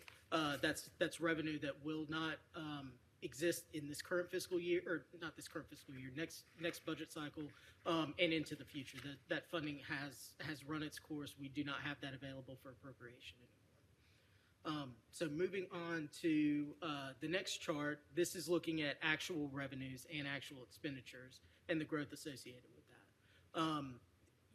One of the things that was mentioned, Councilmember Johnson, you mentioned the lapsed salaries that we have. Mm-hmm. As you can see in this chart, how close it is. This is our actual revenues and expenditures.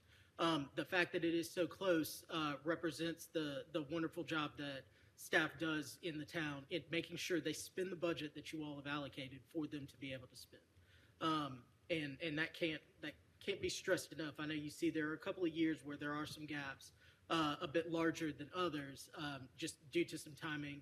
But staff has really stressed and really focused on making sure that those two revenue and expenditure totals are as close together as they possibly can. Now, that doesn't mean that our fund balance doesn't have the opportunity to grow. We do budget our revenues pretty conservatively at times, and so we do have some areas where we can see some increases in revenue, more than revenues being over budget and increasing and affecting the fund balance in total. But overall, we do try and make sure that we spend everything that has been appropriated for the fiscal year. And in this chart, just to kind of give you all a sense of how that growth is, our expenditures are growing at about 10%, like I mentioned a second ago, but our revenues are only growing at about 8%.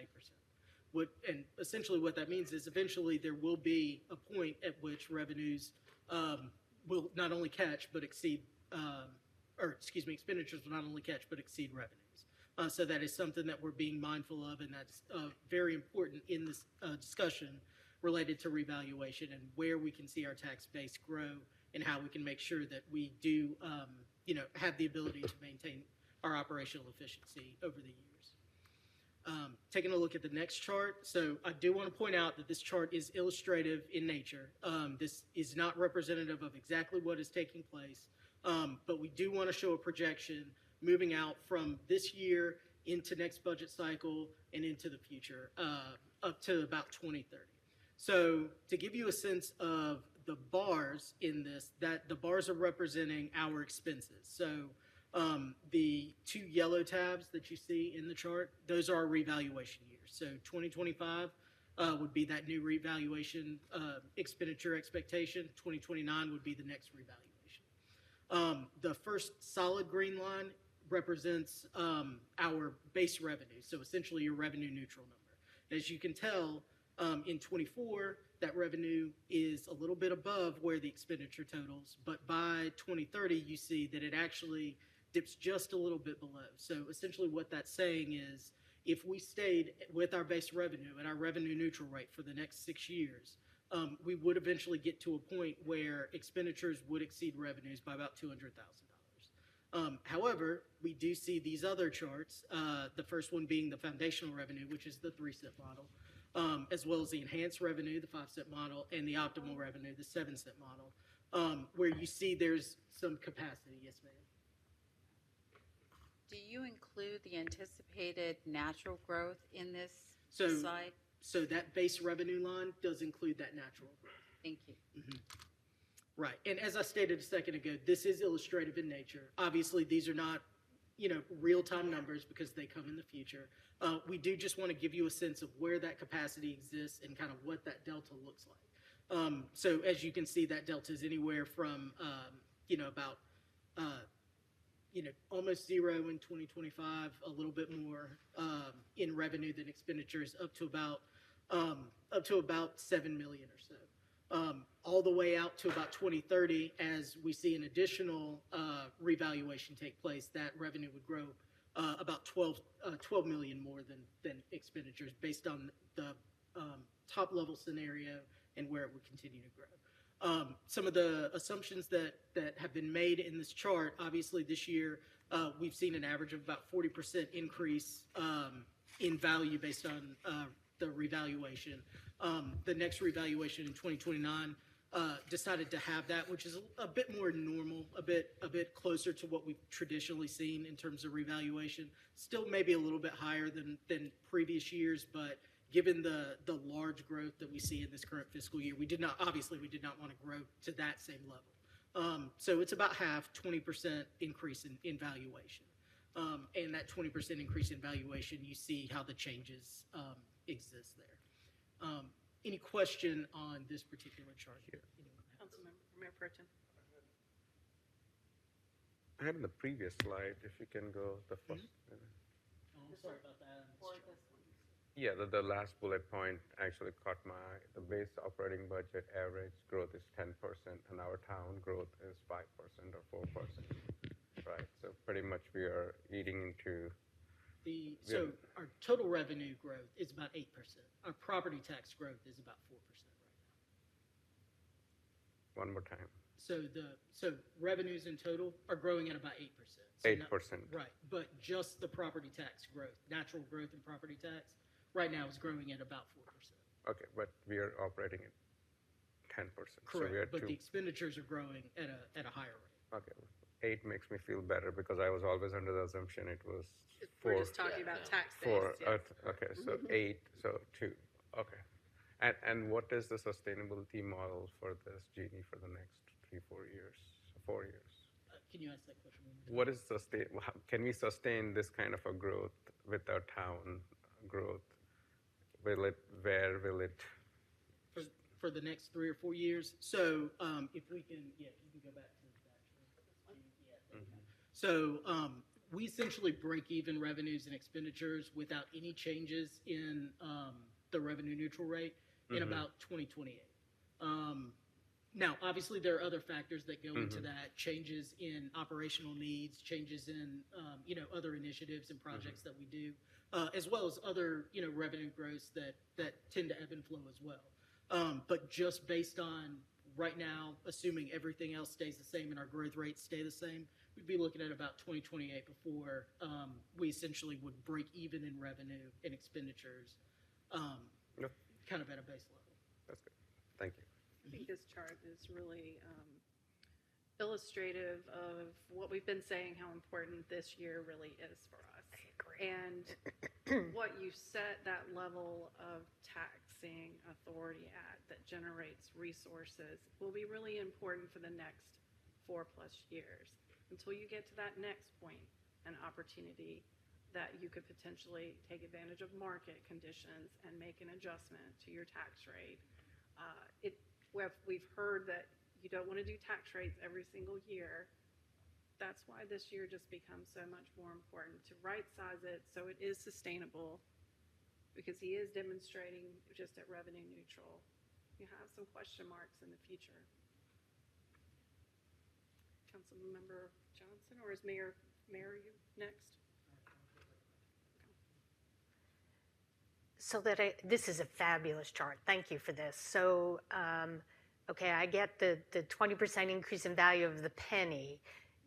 Did you factor in going above revenue neutral in FY29, or this is just based on the decision we're making today? So it's based on the decision today as well as the decision in 29. So that solid green line assumes that the 40% increase in value, you would stay at revenue neutral with that solid green line. And then in 4 years, when the opportunity arose to go through revaluation again, it's staying at revenue neutral again. Got it. Okay. Yeah. So I hate to put exact. Well, you can't. An exact tax rate on that. Right, No, because I we would can't. just wanted to verify that. No, you can't, Right. because who knows? Yeah, Right. who knows who'll be here in 29. Thank you for this. This is very helpful. This is Byron's work. Very helpful. This is excellent. Any other questions about any of these charts? Okay. All right, so we'll move on. I'll let the manager talk a little bit about the long-term outlook. Almost done. Yeah, we've got About 3 slides left. Yeah, a couple of them are just highlights. So really conversation, we got a couple slides.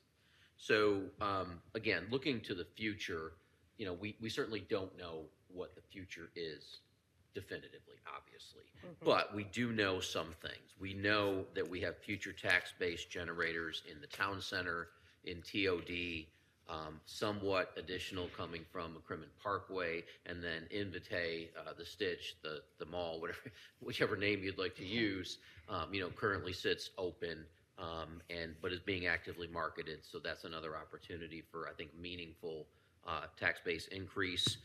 We, again, are going to have to we are already looking at redevelopment and what that means. So there are certainly some opportunities there that you could see value increases in some of those properties as they redevelop.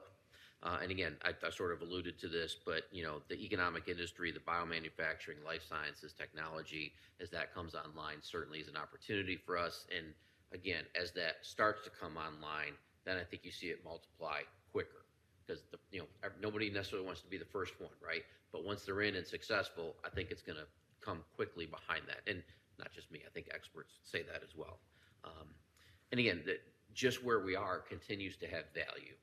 Proximity to RTP, proximity to the airport, proximity to 40. We're going to continue to be a desired location for businesses, and we're a desired location for residents, because we're a great community to live in. We have a lot of different things going for us. You all are committed to that, as you can even see in this budget.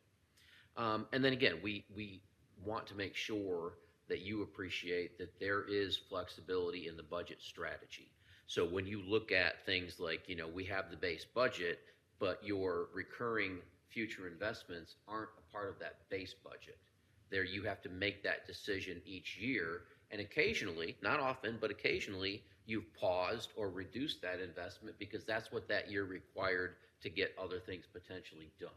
So that's very intentional, so that, when everything is strong, we fully intend to fund, the reserves the same level next year and the year after that and the year after that. But if you hit a rough year, you have flexibility in that regard. We don't want to use it, but we have flexibility in, retention issues as far as what we do with merit, with COLA, with other things. So we don't want to go there, but you have that flexibility because that's never built into your base budget. So just, we're thinking of the future as well. We know we've had questions about sustainability and, can we really do this in the future? We believe we can, but we have a backup plan through the way that the budget is structured, that we're not going to suddenly have to be, millions of dollars short because something changed. There is that flexibility that I think helps to protect you and our community. Well, we've demonstrated that in the past. Do you remember when we did that? When we run into obstacles or challenging years, we're pretty nimble in recognizing just exactly what the manager is saying. There's places in which we can draw back effectively and safely guard our people. And we did that when the recession hit. And we leveraged smartly our growth at what was occurring at the time that really filled in the rest of the gap there. But we have that flexibility, that ability to be nimble. Mayor Pro Tem? Yeah, you rekindled something I was thinking. If you remember, I was interested some money to be allocated for our UDO for redevelopment because to change some of the UDO text, right? I saw CTP given a preference, but I didn't see anything about the UDO amendments for redevelopment to be added into that. So we have an opportunity to do that. I don't know that it's necessarily where we need money to do it in 25. Okay. I think it's the ability to start talking about that, start talking to peer communities, start talking to others about what does that look like. Got And then if it's significant enough, it may be a consultant that you want to help you update your UDO to be more, redevelopment friendly. Yeah, as but I long don't as- know that we need that money in 25. But as long as you have that. Yes, it is absolutely on the radar. Okay, perfect. I would also add the importance of just understanding the changing built environment that we have, the market conditions and how they're shifting. And when you talk about economic development strategy, you are talking really about your fiscal stability from here forward, and an important role that ownership and the control of that analysis and development and communication and marketing Morrisville has to change and pivot. That we own that. That role is probably, I think, for Morrisville's future because of our fixed boundaries and knowing that land use is so critical to our sustainability and our tax base. That is our largest income. And knowing how small business relates to fueling and feeding those larger companies that come here. They need the service industries to be able to help provide quality of life to those folks that work here. How important that economic development role really becomes for Morrisville because of what's occurring in our 10 fixed square miles.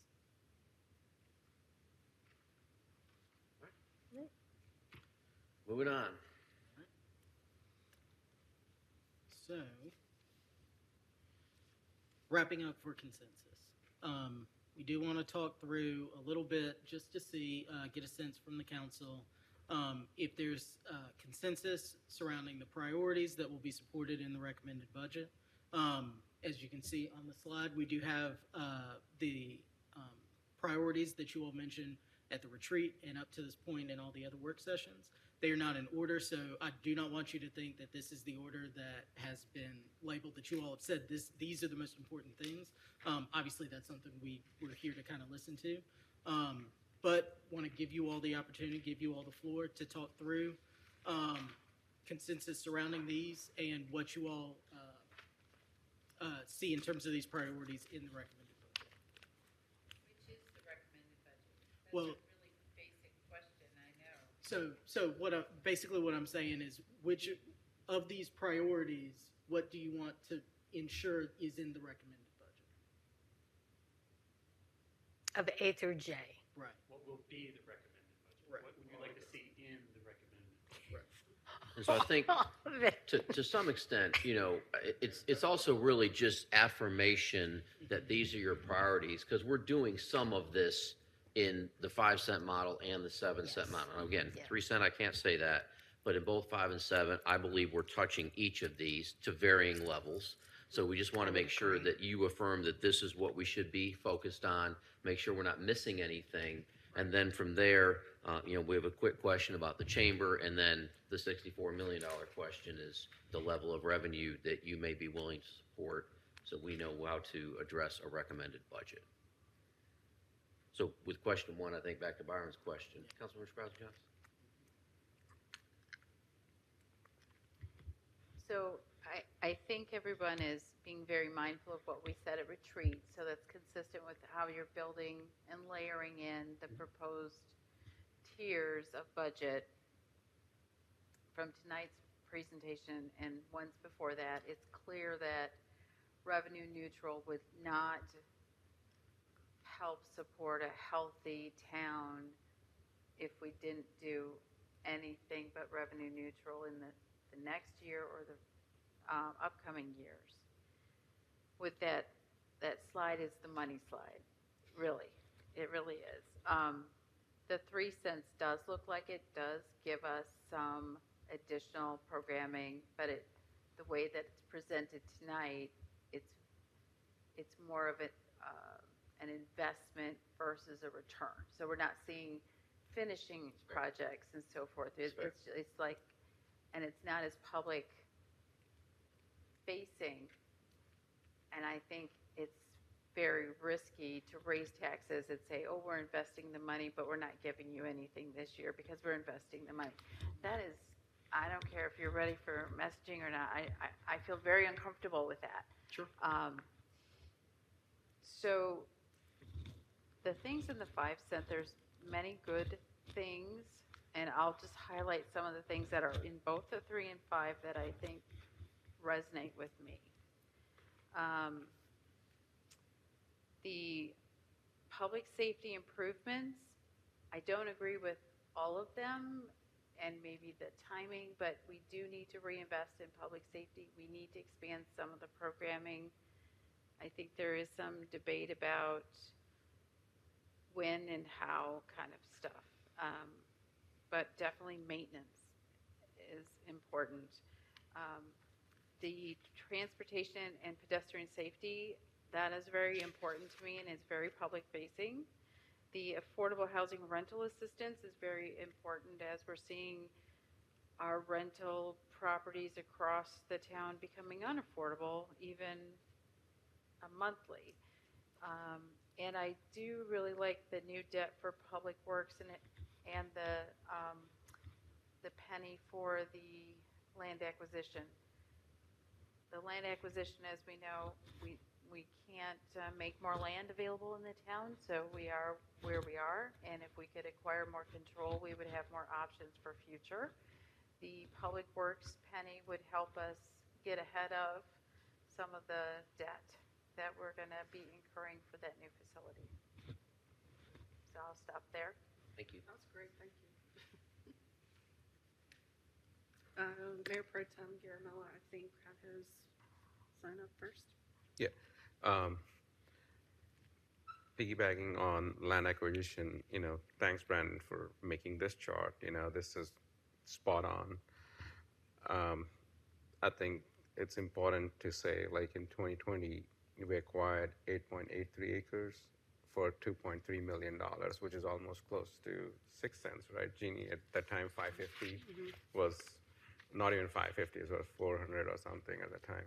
So, and then 2021, we acquired 7.55 for 2.5 million. That is again close to 6 cents of our tax, or like 5 cents. So, and then the Wake Tech, again, we spent $13 million for 20 acres because of Markham property and all the other things. So that's bond money and parkland payment in lieu. So just telling you to be mindful, 1 cent is $1 million, but it doesn't go far because consistently we have been using more than $2.5 million every year. Immaterial, and this is not even a budgeted item that we put it, that we get opportunities and, Brandon presents it to us and we take it from there. But I think I just want to be very clear of how much we are already doing without saying it, and my other ask is here on this 5 cent, I would like to see the generative AI come in that technology bucket. Because the reason I say that is only going to make efficiency of your staff better, to only help you to get things faster. Thank you. Well, first of all, for me, 3 cents is, I don't, I would not consider it just only revenue neutral. So, and I like I like the 5 cents. I, I'd like, I understand what the mayor is saying about the 7 cents, and I would like, you know, what that 7 cent gives is the economic development and also the generative AI and other things. But I'm not, I just, and I know over the years he and I have kind of had philosophical differences about kind of like when we vote on budgets and things like that. But for me, I feel that we have to factor in what impact this is going to have on the residents. If we went 7 cents, that's that's a it's a good investment, but it's could we do? I'm more comfortable right now with 5, just because I think it's really important that we all stand behind a budget that we believe in, and I don't want to. I would like 7. I mean, I think that's the best thing, but I'm just not as bold as the mayor to say outright that's the only option, because that's just the leadership style. I mean, I think that it's a tough one. I mean, I guess I'd be more comfortable with 5. I'm open to looking at, would there be something we could consider at 5.5 or 6 that would get us a little bit more, or do we stick with 5 for now with generative AI? That, for me, if we could get the generative AI with 5 cents, then that would be like a deal breaker for me. I would just say 5 cents. So I hope I'm giving you guidance. I mean, I still have to think about this. I mean, you've given us a lot of information. I want to hear what my colleagues have to say. I want to listen to the public, right? But I'm definitely not for the 3 cents. The final thing, I don't know, do you want the question about the chamber, or are we waiting to get to that? So I think for me, and I really want to hear from my colleagues, but I think that, and I'm really going to defer to the administration on this, I want us to review the contract. I would like to know, like when other towns pay chambers, what are the services that what is the value that the towns are getting from it? And so, like, the reason we contracted the 50 grand was economic development. And I don't believe, and this is hard for me to say because I have many friends in the chamber, but this isn't about friendship, it's about business. And I believe today that we're not getting our value based on the chamber. They do help the community a lot. And so I don't know what the answer is. I'm definitely not going to increase their funding, which I know has been brought up. I would consider either lowering the funding or looking at other options, moving forward. I think we have to figure out how we can support them and make them more successful. But I'm at the point now where I believe that what they're doing isn't, I feel uncomfortable using taxpayer dollars to fund an organization where I question how much it's helping the residents of Morrisville. I mean, if we took 20 grand or 30 grand and invested that in AI, that's helping the staff more. So I'm not saying pull the funding, but I really want us to really look and see how do we reach a point where we know what, no more work sessions, no more dialogues. I mean, I think, and I want to hear from my colleagues about what this, and this is very difficult for me to say because I know there's going to be a lot of people hearing this is upset, but at the end of the day, I think sometimes you have to end things and start anew than continue to think that things are going to get better when they're not. And I don't see the chamber's execution over the last year signifying, I mean, yeah, they picked up a lot from where they were, and I really give them credit, but I don't see that enhancing our economic development efforts at this time. Let's just leave it at that. Thank you. So we have Councilmember Scarlett Johnson put hers up first, and we also have Councilmember Rabati. So, point of order. I think everybody wants to respond about the budget position first, and then I would like to respond to Councilmember Rao's point about the chamber, if that clarifies. Sure. I just wanted to be first to respond for Okay. when it's my turn. Councilmember Rabati. Yes. So, I'd just like to, all right, there's a couple of things. I don't, I'm not exactly sure who said it, but I don't think that it's really fair to say that, to kind of like hang 7 cents on the mayor. I think that, you know, I think there are a lot of things in that 7 cent budget that would be really positive for our residents. We could get a lot of things done sooner. We could get a lot of things done better. And I would also be willing to consider that 7 cents. So I just wanted to get that said because I think that needs to be said. I do appreciate the fact that, I think that we've all budged a little bit from where we started. And I did want to acknowledge that these have been good sessions in terms of getting that input. um, I'm sorry, can you all hear me? Like, I'm really sorry. Yes. This isn't, I can talk. No, Okay. we can hear you okay. Thank you. Okay. So I did want to say that in the things that I particularly like that are in the 7 cent model, the generative AI project, I have to believe that there may be a way to start that out more cheaply than we're planning. And I'd like to see us exhausting all avenues before we leap into something that's going to be extensive or prolonged and expensive. But that is really important to me. And also getting the economic development positions in place. So, sorry. Sooner rather than later, because as the Mayor Pro Tem has pointed out a couple times, those are positions that pay for themselves. Like, we need to get those positions in and get them started. Those are the two things, and the transportation improvements too. I mean, there are a lot of things in the 7 cent budget that I think are really important. As Councilmember Rouse said, it's not 5 or 7. There's 5.5. There's 6. There's a lot of gray area in between, and also I'm sure some things could come out of the 5. But that's where I am on the budget situation. And I did also want to say that because I'm going to drop off, quite honestly, right after I finish speaking, if that's okay. So I did want to say that I thought that what Councilmember Rao just said about the chamber was very brave. It's hard to say because we all have so much respect for the chamber staff and how hard they work and how dedicated they are.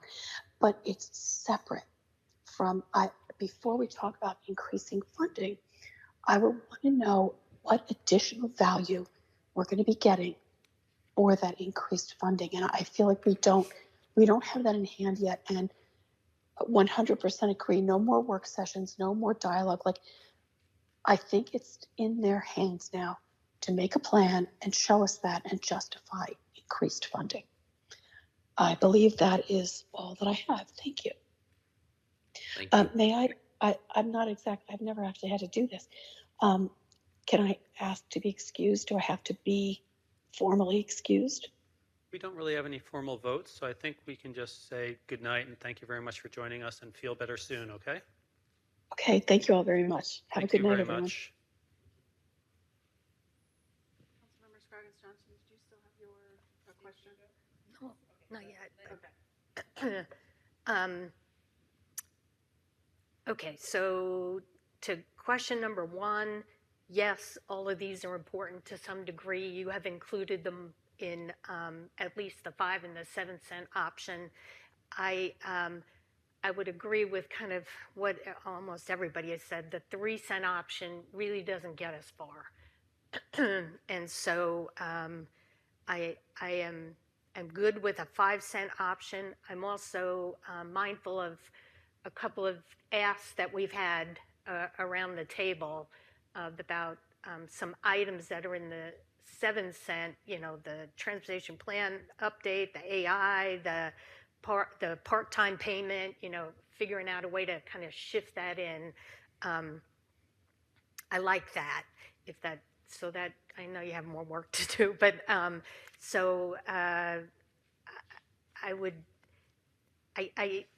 did take my time to really think about the 7 cent option, and there are fabulous projects in there as well.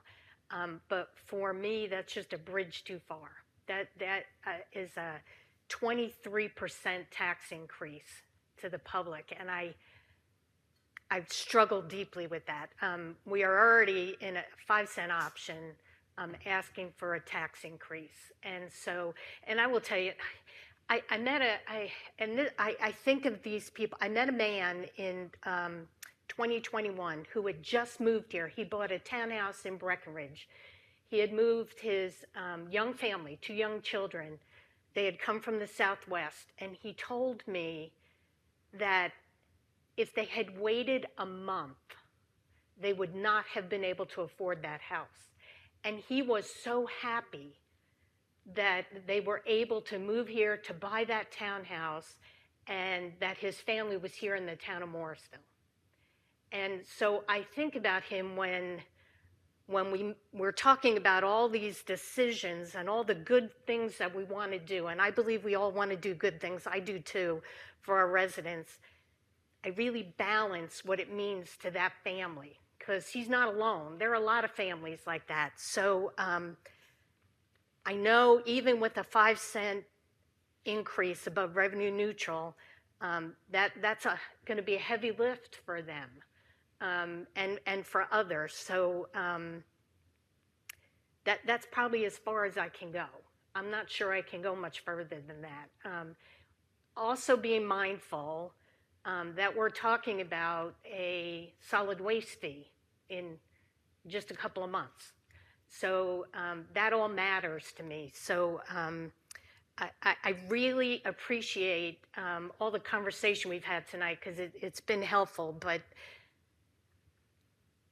I think I'd land here at the 5 cents, and I really appreciate, Byron, all the work that you did and the slides you provided. That was very helpful to me, because this is an important decision we're making, not only for today and how this affects all our residents, but what it means in the coming years. And that's important, because there's a lot of good work still that we need to accomplish here in the town of Morrisville, and I want to make sure we do that. And so all that weighs on me. So anyhow, that's that. I do want to make a comment about the chamber. Because Councilmember Morrell, he made some important comments, and the town manager did as well. The contract needs to be updated. The contract is not valid anymore.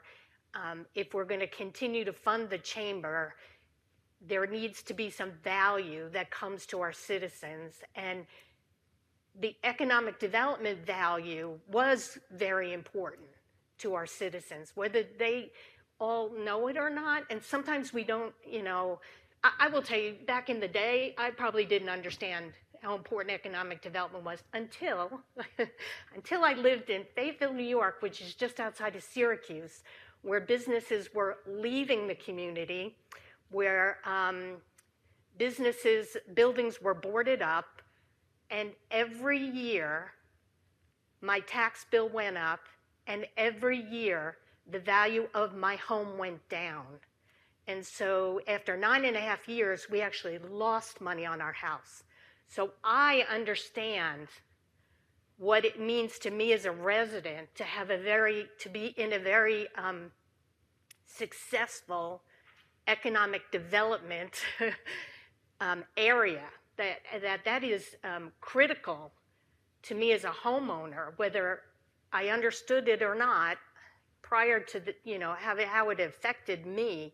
Having a viable community that is successful is really important. So economic development is critically important. And that contract, we're not getting that value. So, and I think maybe it was Councilmember Rabati said, they need to the ball is in their court now. They need to demonstrate what they can provide us. And I believe that they can, by the way. I believe they can provide us some value at the current funding level we have for the Morrisville Chamber. And the manager even talked about it when we had our joint meeting. The small business arena, they may be able to help us there. But there needs to be a good contract in place for me to continue and to be able to tell the public that we're getting value for that money. So that's just my 2 cents on that one too. So thank you. I think that's you, Mayor. I think it is. I'll start at the end with the chamber. I think the current funding level is appropriate. We haven't really counted on them for economic development since COVID, but they are adding value, and having a chamber for Morrisville, I think, will help our small businesses continue to thrive and grow.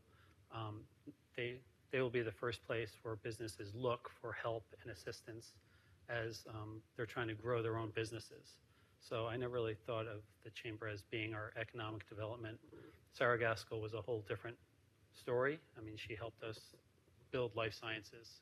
So that's paying dividends over time. And I think when we bring that internally, we can brand ourselves as really a forward-looking town that embraces business, large and small. So I think that's really important and critical that we get that going as quickly as possible, because we've been talking about doing that for a couple of years. So circling back, so I support the chamber, knowing that their role isn't really economic development, but it's more support of the business community. So they're not working with Wake County, they're working with our businesses. Retention is going to be really important. So I think that's going to be one of their main things as well. Lots of outreach and touches. Moving back to the budget, I really appreciate everyone's really considering all the different scenarios that came forward. Thank you, Brandon, and the whole team, and Byron, for creating all this information, which is so important for us to really understand what comes with each of these levels. So I like everything in 5, wouldn't get rid of any of that. And there are some things in 7 that really stand out to me, because it sounds like we're not getting to 7, but things that I think would be really important is getting our first responders as soon as possible. For years, we have been postponing staffing increases. And I think now is really a good time and a great opportunity for us to bring those back in line to what happens. I remember when we exercised our leadership muscles, when we said yes to the ideas of helping the Parks and Rec Department be able to be a really well-functioning and efficient and have everything that they need. So I think that we're moving towards giving these other departments what they need with Public Works, with fire, with police. I love the impact team coming on as quickly as possible. We see that's really important. The region is needing a little bit more policing and more support. So I think that's really important. I love the generative AI. We have shown ourselves to be a really technical and technological forward community, and moving forward with that is really important. And what else? There's other, and the economic development, as I mentioned, I think getting that going immediately is really important. Market for Parks and Rec, really important. And I love the idea of having our design cost estimating be a little bit closer to what we need. So bringing some of that in-house. I love the more efficient for small repairs in our Public Works Department. I think that was going to be really important. The comprehensive transportation plan update. Transportation is our main thing, so I'd love to have that happen. I want the right turn onto Davis from Morrisville Parkway as quickly as possible. We've been talking about that for a while. Those are the big things that I think I'd really love to see. I would really love to see some sustainability focus, because I think that that's really a really important thing, and that will pay for itself over time. As we keep on devoting more into sustainability, the better off we're going to be. So I think that there will be support for that if we continue to make that happen. It was my hope that we'd have some sustainability staffing increases, like whatever it takes to get something on board there, but I don't see that in the staff's recommended budget. So I think the staff did a really good job melding what the residents have asked us for with this council's ability to fund and the staff's needs. They are the boots on the ground. They know where these priorities and what needs to happen in order to give the residents and deliver what they want, filtered through all of us and all through the surveys. So I hope that's at all helpful. I think everyone's really opened up and shared what was important to them. I think this has been a really great session, one of the best ones I've ever been involved with. So thank you to staff for making this possible. Thank you for all my colleagues for sharing everything. And I think it was Vicki wanted to go back to chamber and then Chamber. maybe you. Chamber questions. Okay.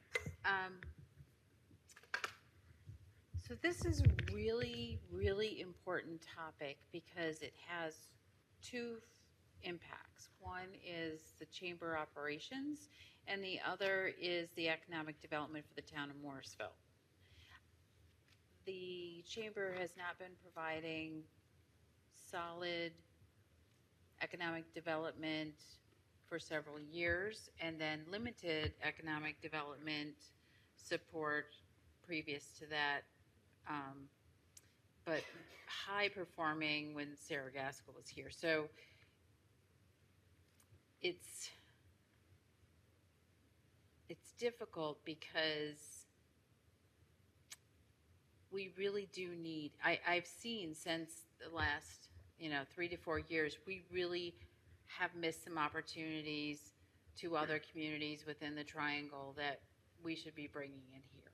And I know Fujifilm has a presence here, but that was the one that sticks in my mind again and again, that they just announced again that they're expanding in Holly Springs, bringing 650 jobs, and the economic base is in increasing tax revenue for the town of Holly Springs will be increased as well. But the value overall is really great for that community. I'm happy for Holly Springs, but it just is a good example, very local, of what economic development can do. We pay, what, $50,000 for economic development as a town, but we also pay a $24,000 amount of money to the chamber for lease of office space, and then we also pay amount as dues. So if we didn't have an economic development function, and we still lease space, and we still paid our dues, we still are paying money to the chamber, although the amount of money for economic development probably helps them with their bottom line. But it's not the town's responsibility to make the chamber solvent. It really is the responsibility of the chamber to recruit, retain, manage members, provide value, and so forth. We certainly are supporting them, but we have to look out on our own for economic development, and getting an internal person on the staff is a way to do it. And there's, I believe, 100% ROI opportunity on that. If we invest in ourselves with the town staff, we are going to get a return on investment. And I also believe we do have a small business function in the town today, and some of that was helped out with ARPA money, but now we're transitioning to steady state operations. And although the chamber's been helping, the town has really been driving the small business program.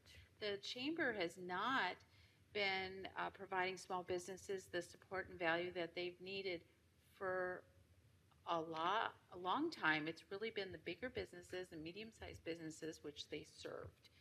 So I respectfully disagree with the mayor. The chamber isn't leading on small business. We are. We should take credit for that. But when it comes to the consideration for the contract, it would be helpful if they did continue to support the small business function, but I'm not sure it rises to the amount of $50,000 a year. That's something that, I'm just not sure it would. So what I'm saying is I would look at a reduced amount to the chamber, but I do support the continued leasing of the facilities and the membership amounts. And then, of course, I already stated about the position for the economic development. Thank you. Mayor Pro Tem, chamber. Yeah. You next. I think a lot of good stuff has been said here. One thing I'll Support the continued leasing of the facilities and the membership amounts. And then That was you. We thought you were done. Okay. Uh, COVID, before COVID, all these conversations now, the entire world has moved away from COVID. People have come back to what it is. Um, and if you're still struggling with that, and my main thing is membership. It should be self-driving itself, and it is chamber, and I have said that in our meeting too. If there's anything that you need contacts, small businesses, Sarah had done a great job in reaching out. A lot of those contacts could be shared, but it is the chamber's responsibility to increase their membership to self-sustain themselves. That was beautifully done. Sarah not only was doing a fabulous job with the economic development, but also the membership at that time was actually, they were making money, they had more staff. So it is the chicken and the egg kind of a thing, but membership is a key factor to drive efficiency and to drive better products coming out of them. And right now, you can give them 50,000, you can give them 30,000, 40,000, 60,000. Till they can sustain themselves, they're not be able to survive. And that is important because, and as far as coming to economic development, what does this really mean? Because I get confused because just because we are having an internal person, are we going to say you don't no longer, do economic development, or is it a joint effort with the money that we give? I wanted to know because. So I would say, given what we believe to be their capacity right now, I would say that it would be supporting our economic development program as we establish it. And I think that there is opportunities with small business. There are other opportunities. They've alluded to some of those in some of their conversations, I think related to, some recruitment things. Again, the question I have is their capacity to do some of that right now, with essentially a two-person team, one remote doing some social media, but essentially two sets of boots on the ground. I think it would be challenging for them to take on more than what they're doing now. I think some of what they're doing now is certainly supportive of small business, to some extent is supportive of economic development. But again, I think that goes back to what's been asked by several folks, is what's their plan? What's their definition of what they're going to be able to do to support us in that arena in exchange for whether it's the $50,000 they've received, or there's been mention of a reduction, whatever that may look like. Absolutely, that's where I was coming to, because if it is not economic development, then what is that they can offer value? Because I'm right, this is tax dollars money. We want them to be successful. At the same time, we also want our tax dollars to be paid to the right people to help the right people.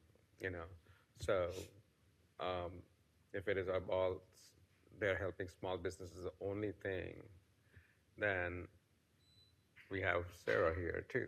We can basically take that over too, like if we really have to do that way. But I'm not talking that way. It's just a matter of the contract has to be very clearly defined and quantified, because it's not just a contract. Every year should go and assess it and see how it is doing.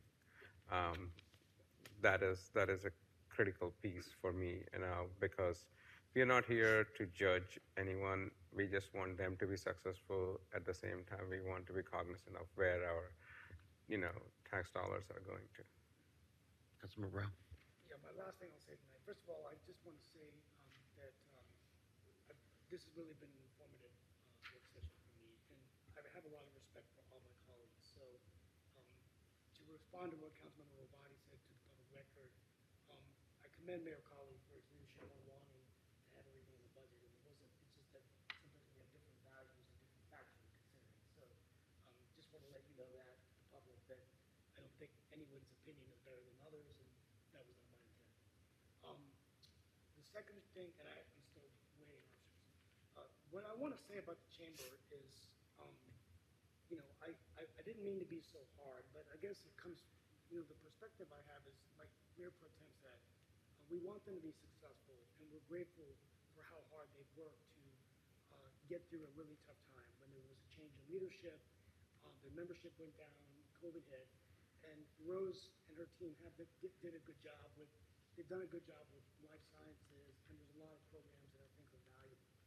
I think the analogy I would give is like in my career right now, I'm advising technology companies and helping them raise equity funding from VCs and investors. And a lot of times what happens is a company will have a round of funding and they're getting, customers, but they're burning their cash. It's like, they're burning cash and they want the investors to continue to fund them. And if the investors fund a bridge, they can keep going on for another year or two. But sometimes I'm in a situation now where the existing investors don't, and they can't get new investors. And so that's really a difficult situation because it's going to be, well, do we have 1 more year left or 2 years left? So I think for me, what I think we need to see is I'm willing to consider continuing at the rate of funding for 1 more year. But I think the Mayor Pro Tem made a very good point. It's all about building the pipeline of customers, just like John Chambers has told me before. It's about, yes, sorry. Yeah, it was. It keeps falling out. We got to get these things fixed. I'm sorry. My apologies. Like what John has told me in the past, it's a pretty basic thing. What is your plan to acquire new customers? How much resources is it going to take to get those customers? And what is your focus and plan to get there?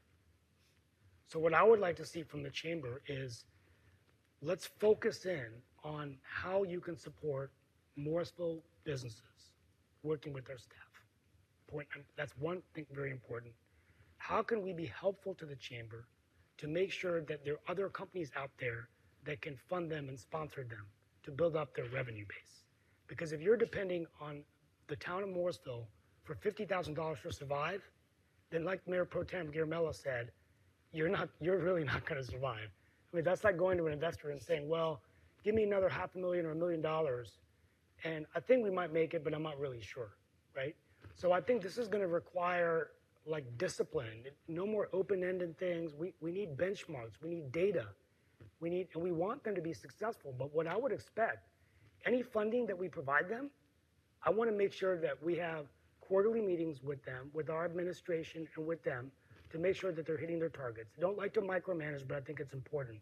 We're doing them a favor. Now, the final thing I'll say is they're understaffed. So I'm sensitive to that, because if they don't have the staff, then it's being unfair to ask them, well, Rose, you're the president of the chamber, so bring in new members. You have one other staff member to do the economic development.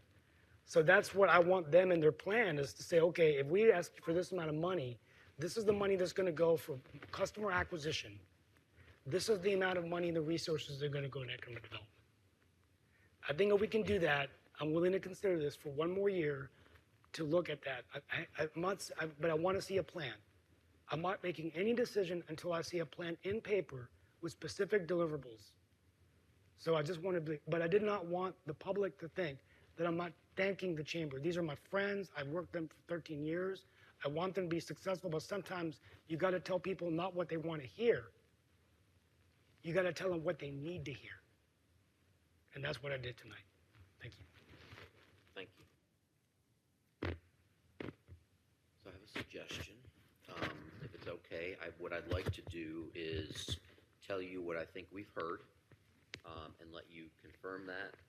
And I'm talking from a consensus standpoint. I know not everybody is on every point, but I'll speak to what I think more than 1 or 2 have said. And then I have a suggestion on what we might bring you back. So what I think we've heard is that there is support for the 5-cent model, understanding that that is an ask of our community, but that there are priorities that you and we want to provide for in the community, and there is consensus that the 3-cent model will not do that. There is some support for pieces. Well, I think if it wasn't for the pennies, there's support for what's in the 7-cent model, but even at 5 cent, there is some support for some things to be added out of the 7-cent model. What I heard out of that was, if we can, to move the economic development position up to full year, to address the part-time Parks and Recs pay now, to bring in generative AI, to look again at how we can better support transportation, including an update to the CTP, and then potentially funding full public safety. And I would say that, again, that's not necessarily going to be 12 months because there is a hiring curve and timing on that, but trying to bring it closer to that. That's what I've heard. There was some level of consensus around potentially adding into what is now the 5-cent model. Yes. Well, so here's what I will say to that is that, respectfully, that's a healthy list, and I appreciate that. I think there has been some mention of 5.5. I would tell you that 5.5 would make it much easier to do most of this, because if we are intending to do this, we're going to have to remove things from the 5-cent model. There's not the capacity to add all of this back. At 5.5, we're much closer to being able to add this, and to bring you back a recommended budget that I think does meaningful things for our community, that we can message to our community of what that 5.5-cent tax rate would directly benefit them now and in the future with future investments. And then from there, what the other thing that I've heard is that I believe there's consensus of one more year of the $50,000 for the chamber, assuming that they provide us with a plan for how that money will be utilized. Yes, ma'am. Because this is the first time we've talked about 5 and 7 for me, I was not able to make the last discussion. I'm a little bit nervous that we're pulling down some things from 7 because we're prioritizing them. For me, I see a mix of the 5. I'm not 100% solid on every element of the 5. Okay. I was prioritizing, some things from the 7 because I felt that should have been part of the 5 for the part-time positions at the beginning. So if you have to make a budget for the 5, I would respectfully ask that you do some swaps from the 7 and not add in on top of the 5, because I'm barely comfortable with between 3 and 5. It's a lot, and to keep going because people want some things in 7, I think is really unfair without looking at the cost factors of these various things we're asking. I know some of this information is embedded in the spreadsheet, but in real time, I don't have the ability to kind of look at the impact of all the asks and say, sure, that's only 5.5 cents. I'd rather be very, cautious and look at it from a 5-cent standpoint with some swaps, and then we maybe revisit that because it's a big jump. That's fair. Thank you. Thank you. Yeah. And a lot of good discussion, but Brandon, let's not hone down on 5.5.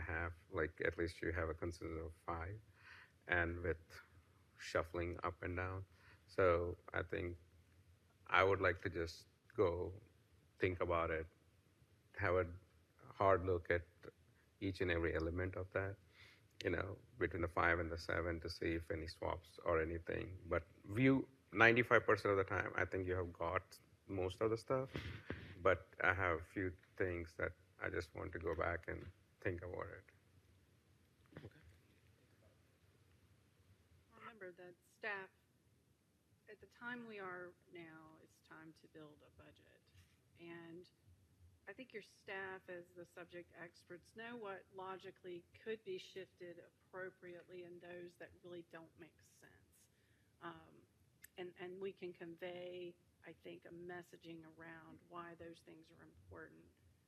Understanding what you want to see was really a wonderful conversation, and that allows us to have the puzzle pieces to work with. And there's other mechanisms we may be able to consider as we start looking at really our full spectrum of things, of how we can effectively, timing-wise, pull something in. Can we adjust something somewhere else? That's our job now, as we work with the manager, to build a recommended budget for you with your words and your priorities, and where you generally are landing around this 5 cent. So I appreciate all that. My last question is, if we arrived at a 5 cent, is there any way of reevaluating this mid-year if there were like fund balance came in higher or whatever, that we could reinvest in some of these other things that we You always have that opportunity.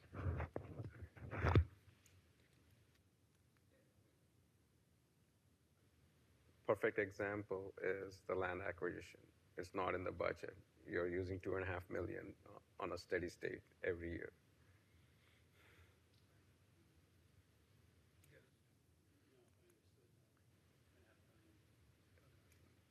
Well, you're going to fund balance You're going to fund rather balance. than having an existing source that Yeah. pulls out of fund balance. It's This data is clearly says that, you know, The reason I asked my question, and one last thing, is that like for like these like one thing about the 7 cent I liked was the mobility. It invested more in sidewalks and mobility and things like that. So like, you know, if we got mid-year and we had more cash on hand than we thought, or things were better with the fund balance, could we reinvest some of that into some of those things that we wanted in the 7 cent? That's what I'm saying. Because typically, in my experience over the years, in my 4 terms, we had situations where we decided not to increase taxes. I think this happened in 2013 or 11, 2013, and Stolman was mayor then, and we kept the tax rate the same, and some people wanted it up. But then what happened was the fund balance came in higher, and we had the amount of revenue that we would have needed instead of increasing the tax. That's why. So I appreciate that. I think it's also important to keep in mind respectfully that there's been conversation of wanting to restore that fund balance. So that mid-year use, while well appropriate, should you choose to, takes away from restoring the fund balance. Okay. Just, And I'm that not was, saying those were don't, I'm not high saying you can't. high levels of fund balance. We've had fund balances in the past that were percentage-wise were really high, so we're not there. Yeah, we're not there. Yeah. Oh, way above policy. Yeah. We're not. absolutely. And just to add to that, right? Like, you know, I'm all about transportation and mobility, but I'm not confident even if we put money that it will be used because it's tied with DOT. And that is my biggest rub, you know, like you can do all that you want, but it will not be done. That's the reason if we can get a study of what, you know, is in the pipeline, what is halted, and because every year we put some money in there, but from a citizen's point of view, I'm not able to say, okay, this is done. This is done. Yeah, so that's my biggest rub. So I just want to thank Jeannie for your comments. I think you're right. You need to take this now and do the best you can with what we gave you. My advice would be, if you start swapping stuff, you're going to make somebody unhappy. That's also my concern. That is a valid concern. And respectfully, I want to, I think, remind you that swapping's a nice word. Yeah. But you're not funding anything that's in the 7 cent model. Want to just be clear. Swapping's a nice concept, but all it does is push it to FY26 when we may or may not have, you know, the resources to do all of what could be pushed under the 5 cent model. Just, I think that's important to also keep in mind. But I have an idea of how we'll come back to you. Okay. I need to talk to the Brain Trust here Okay. and make sure they So think I I'm not crazy, but I have. He thinks we don't have ideas. Yes, we already have ideas too. I have great confidence. We'll bring them together. Of the list you just talked about, Brandon, though, when you talked about bringing in all the positions to the full year and the transportation plan update and the pay increase and the GIS or the AI, I think you're not going to be able to move all that in. So I Not think at 5 cents. no. So I think you try to do some of it. And again, 7 of us are going to have 7 different opinions. I would tell you to leave the personnel. As hard as that is for me to say bringing them into July 1 versus January 1, I might leave that and try to pull the others in, but that's me. I will tell you, you'll probably have 7 different opinions. So I would ask you to kind of maybe do the best you can and come back, and then we'll either bless it or we Well, I won't. appreciate that comment. So, Yep. so allow your manager to have some of that flexibility to tap into really all the things that you're talking about in the best way that we can. Yes. It's going to be Yes. wrapping it in strategy. Yes. Okay, my one last point of the chamber, and I'm sorry, then I'll shut up. Because Mayor Pro Tem is telling me to shut up. With the chamber, the one program that worked really well was the Hotivation program, and we had lots of startups. We even had 1 or 2 get funding. But the last launch Morrisville program, there was only like a few people. So I think that's one benchmark of getting that startup program going. I just want to get that for the public record. For startups, I think that's important. Thank you. I forgot, and I'm done. Would you all like to take 10 minutes before we Yes. move into roundtable? Come back at 8:55, please, Thank you. to help facilitate this session. Thank you. Just very quickly, you recall at the last roundtable, we had some discussion about how the roundtable was going to function, and we had sent out I had sent out some questions to you to ask about how that would go. So I got responses from 4 of 7. And so I had asked about the December work session, 3 yeses, 1 no, but I haven't heard from 3 people. So I think I'll put this out again after this meeting to try to get responses. Everybody agreed with the purpose statement, I think as expected. There was a question about limiting 2 items per council member. I had 2 yeses, 1 no, and then haven't had responses on the others. And then the recurring cost differentiation, there was 2 yeses and 2 no's. So I'll send that back out to see what the other responses are. Don't want to deal with that respectfully tonight, particularly with absences. So to what you have in front of you. So again, just for reference, these are listed in the order they were received. There's no preference to it other than this is the order we got them, so that's the order we put them in. I agree with going 1 per. As a reminder, is intended to be a 5-minute. You share with your peers what your intention is, and you as peers give your council member a thumbs up or a thumbs down, or really staff a thumbs up or a thumbs down as to whether you are interested in this being pursued further. All right, so the first one then would be Mayor Cawley, Morrisville at the Durham Bulls, or Hurricanes, or Duke women's basketball, et cetera. Et cetera, et cetera. Or you could choose the Brave, either one. Well, I'm going to do the other one after we circle back, so that's fine. Yeah, so just the example on the far right, it's been a number of years, but my daughter had a really great experience with the town of Morrisville Parks and Rec Department in that she got to play on the Coach K court, the Cameron Indoor Stadium, as part of Morrisville Parks and Rec Department. So that, or opportunities to go to a Durham Bulls game with families in neighborhoods and things like that, I think this would be a great opportunity to have us do it a little bit more intentionally.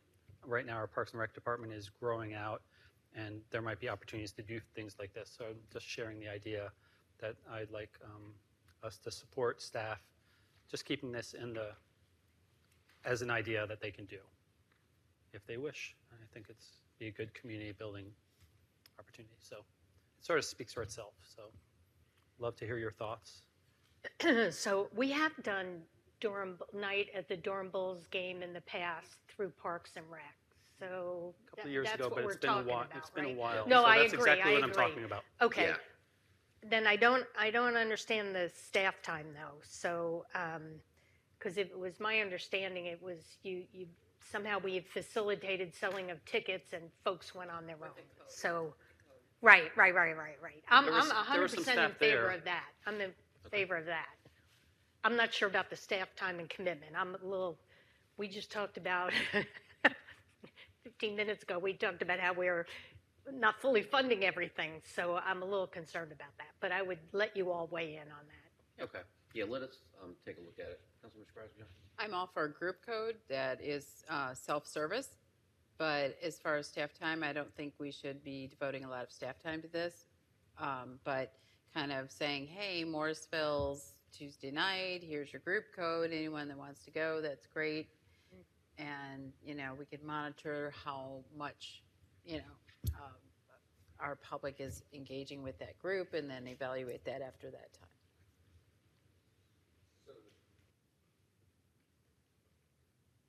My question is, TJ, when you said your daughter went, was it paid by the town, or it was like you had, you know? No, they bought tickets to, well, women's youth basketball games are free. So they got a chance to play at halftime because former town manager's daughter was in that space, youth sports space. So it was a unique opportunity for two of our Parks and Rec teams to play against each other at halftime. Halftime. So those are just relationship building is what it is, you know, like, and as everyone said, like, if we have a good amount of people, I don't know how many Parks and Recs kids are in our Parks and Recs. Do you know any idea, like how many? I mean, it depends on the program. No, We overall. don't really do youth basketball right now. We do adult basketball. I don't know that we're running any youth basketball, but let me check. Yeah, no, overall, like, I'm just saying it might be like 200, 300 people or 400 kids, like whatever. Across all the programs, Yeah, potentially. Yeah. So emailing them and telling them about, hey, this is available if you guys are interested. Yeah, there's no harm because this just helps the businesses, you know, and also helps like a group picnic type of game. Councilmember Brown?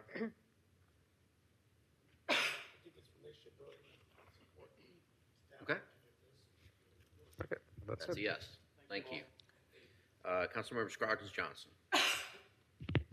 Thank you. I'm going to try to do this quickly.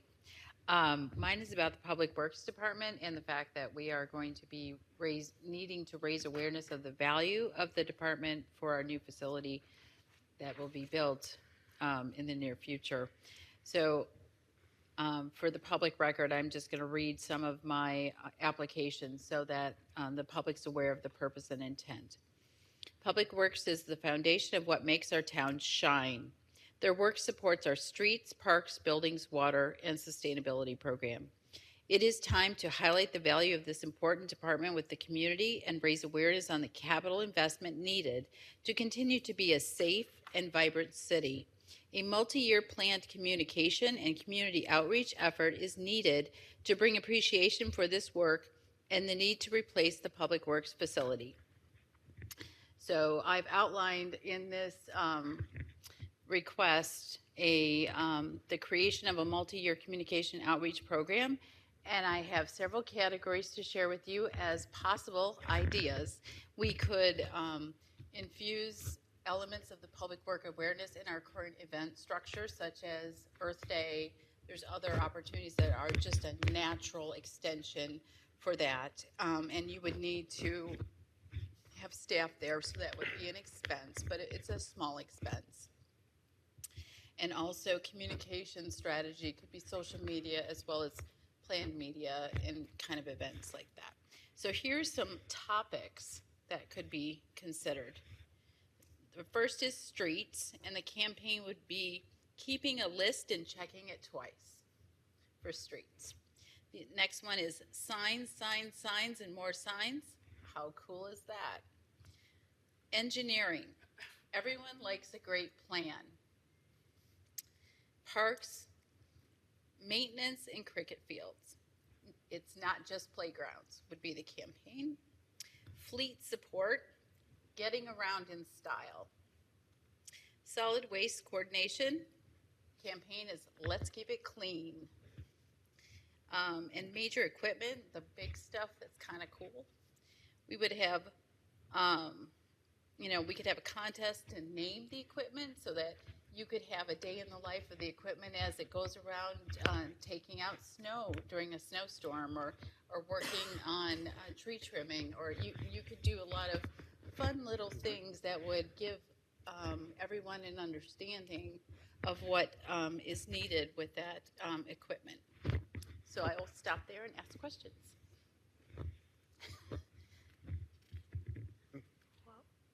It was the campaign slogans, wasn't it? Yeah. Thumbs up. No talk. Councilmember Rao, Just- thumbs up, thumbs up, thumbs up. Thank you. Yeah. Shocker. He's supportive. I'm sure he should have some questions now. But All right, we're going to keep moving. Councilmember Rao. This is an idea that I just want to have the council kind of consider and feedback. I think because inclusive neighborhoods and diversity is a big part of our strategic plan, we live in one of the most diverse communities in the state, towns in the state. A lot of our neighboring municipalities are establishing DEI task forces or committees to better help the staff and departments understand about DEI. So I did have a conversation with Nick Meyer today, just over the breakfast and the department breakfast, and he did say that this is something that HR has been sitting down the road of hiring a DEI kind of person, not anytime in the immediate future. But your mic is not on. I'm so sorry. Well, It was beautiful. Just automatically do it when he starts talking. Don't even hesitate. Just say, mic on. one day there'll be an AI Steve, and we can just. What? Okay, sorry. We should all do it. We'll all do it. It's all our My bad. responsibility. It's been a long week. So anyway, what I was trying to say was that a lot of towns around us have been doing this, and I think if the town is looking at eventually getting someone with DEI, to be on our staff, the objective would be to learn from our residents about like a task force that would be comprised of different individuals from different communities, different genders, different sexual orientations, to address this whole idea of inclusivity and diversity, and also looking at issues of equity. Whether it's pay, whether it's businesses, that are trying to get Morrisville, business, stuff like that. How could we get recommendations? So I didn't want to come to ask to create a committee because I know that takes a lot of time. But we did have one time before a task force that Mayor Holcomb led the efforts through for transportation, where it came and gave us your transportation funding. So this isn't time sensitive, but I just wanted to see if the council would be supportive of staff looking at this and coming back to us with what their thoughts are. And it might be that, we don't need a task force, this is what our departments are doing, or these are the kinds of things that we can do. And the final thing I'll say is data. So data collection is very important when you look at the demographic data that we collected for the Language Access Plan and Language Collaborative. These are all things that really happened that enable us to further validate the growth of the foreign-born communities, significant amount, 36% from India, and we worked with the partners to do it. So this kind of thing, I think, with our staff would be very helpful. So that's all I wanted to say. Okay. Oh, go ahead. Go ahead. I think I like the idea, but I don't know if by having a task force or having this, we are not a DI shop here. Like, when I say you're not a DI shop, our role is a role of a government. We have signed with Wake County that anti-discrimination thing. So which basically puts entire town on notice that if anything happens, then there is a way to come to town and then do it. So by having a task force and if it is like every company has a DEI, okay, all the pharma and everyone has a DEI, so that is restricted to their workforce of how they do it. Having a DEI for the town point of view, I don't know like what you can achieve out of it because everyone has its own entity individually. Like, a company small might have something, like we are bound by DEI and GSK, because that's the training that we take every year and mandatory training. The staff will also be taking something, I'm sure, like you guys might be having your internal training about DEI or something, right? So, if it's okay, we started down that path. Martha started us down that path. And so we had done training primarily with our management team, with the department heads and up. And so, quite honestly, we got stalled after that. because it came time for the transition from Martha to me, and there was a lot going on. And then, of course, we were down a person for several months. So I would say that we have paused internally on DEI right now. The plan was that we would begin to focus internally first, and then if and when it made sense, we would work out into the community to share some of that. And some of that naturally occurs, I think, when we're doing it internally through programs and other things that are natural outreach. So that was our initial approach. I appreciate where you're coming from with that. If I was asked, I would suggest we continue or at some point resume an internal effort to look at making sure our staff understands what DEI is. As we started, for example, to look at the ordinances, we did some work there to clean up terminology and to clean up some things. It's small things, but you build on small things. It matters. So it does. And so, we've worked towards that. I think there are still a number of opportunities internally. Now that we're settling in with filling some critical positions, the HR director will be a component of that as well. I would like to get that person here and then give them some time to acclimate, and then figure out how to prioritize that. Not to say that's not important, but No, but for my only ask then is, could you at least could you reach out to talk to, the only reason why I looked at this, I'm just seeing a trend of other municipalities around us doing this, and I'd like to learn about, maybe this is a good exercise, is just to ask them. The task force that Kerry had, now they have a committee, right? But what value is it? Is it providing value to their departments and agencies? If you could at least find that, or how you could better share with the public the efforts that are going on, across the department.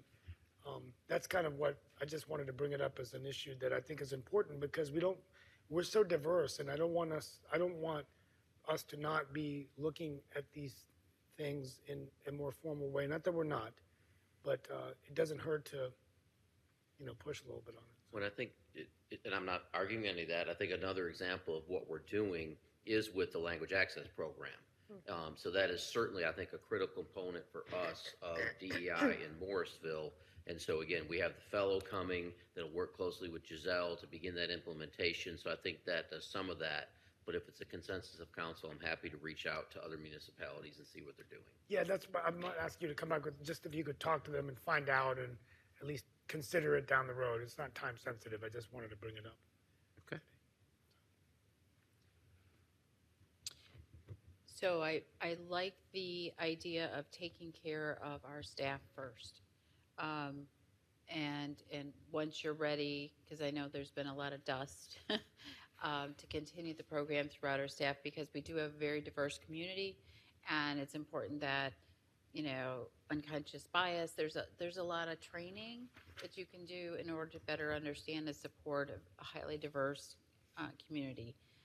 I love the language access program. I think that is a great example of how we are self-aware and also supporting our community and extending out support to our community. Councilmember Rao does raise a good point about the task force. I don't think we're ready for a task force, to be honest. I think we need to focus on our staff, support the language access, but understand the landscape, because I bet you we are one of the first communities that have a language access program. If they have a task force, maybe that's before they get a language access program, and we're already leapfrogged to that point. So I think we're good, but we still need to just be self-aware of what others are still doing. Thank you. Yeah, I would yes and that. Those learning about what others in the region are doing, maybe be aware of their DEI programs that are public and amplifying them on our social media until we have our own programs, or maybe host something in concert with them or something. Also, the Chamber has Power of Inclusion. They've been already doing a program on DEI, so I've attended a few of those. So they're somewhat filling that space in the business community. So I really like the idea of bringing this forward, and I appreciate staff already starting. Hopefully it can rebuild as your staffing is allowed, because I know it always starts internally and then goes outward facing. And I understand that it'll be mostly for our staff, but modeling the behavior that we want to see in our community and showing that we are aware of it, I think is really important. especially when it comes to policing and stuff. As a few years ago, it bubbled up a lot. It's settled down a little bit, and now people are making it more foundational. So I think this is really important for us to keep it on our radar. So thank you for that. So I agree, we need to kind of restart internally whenever that's appropriate, Brandon. I think we need to get our own house in order. I agree with what's been said, and maybe revisit this and what the impact could be. I mean, before we put a task force together, we need to really be thoughtful about what the outcome or what the issue is that we want them to tackle, and I'm not sure we're there yet, so. All right, so I think I've heard consensus to reach out to some other communities, see what's going on. When we feel we're ready to restart internally and then see if that doesn't grow. But I appreciate the point about the chamber. That could actually be something that they can include in their plan that could be supportive of our efforts. So I've noted that. All right, thank you. Councilmember Johnson.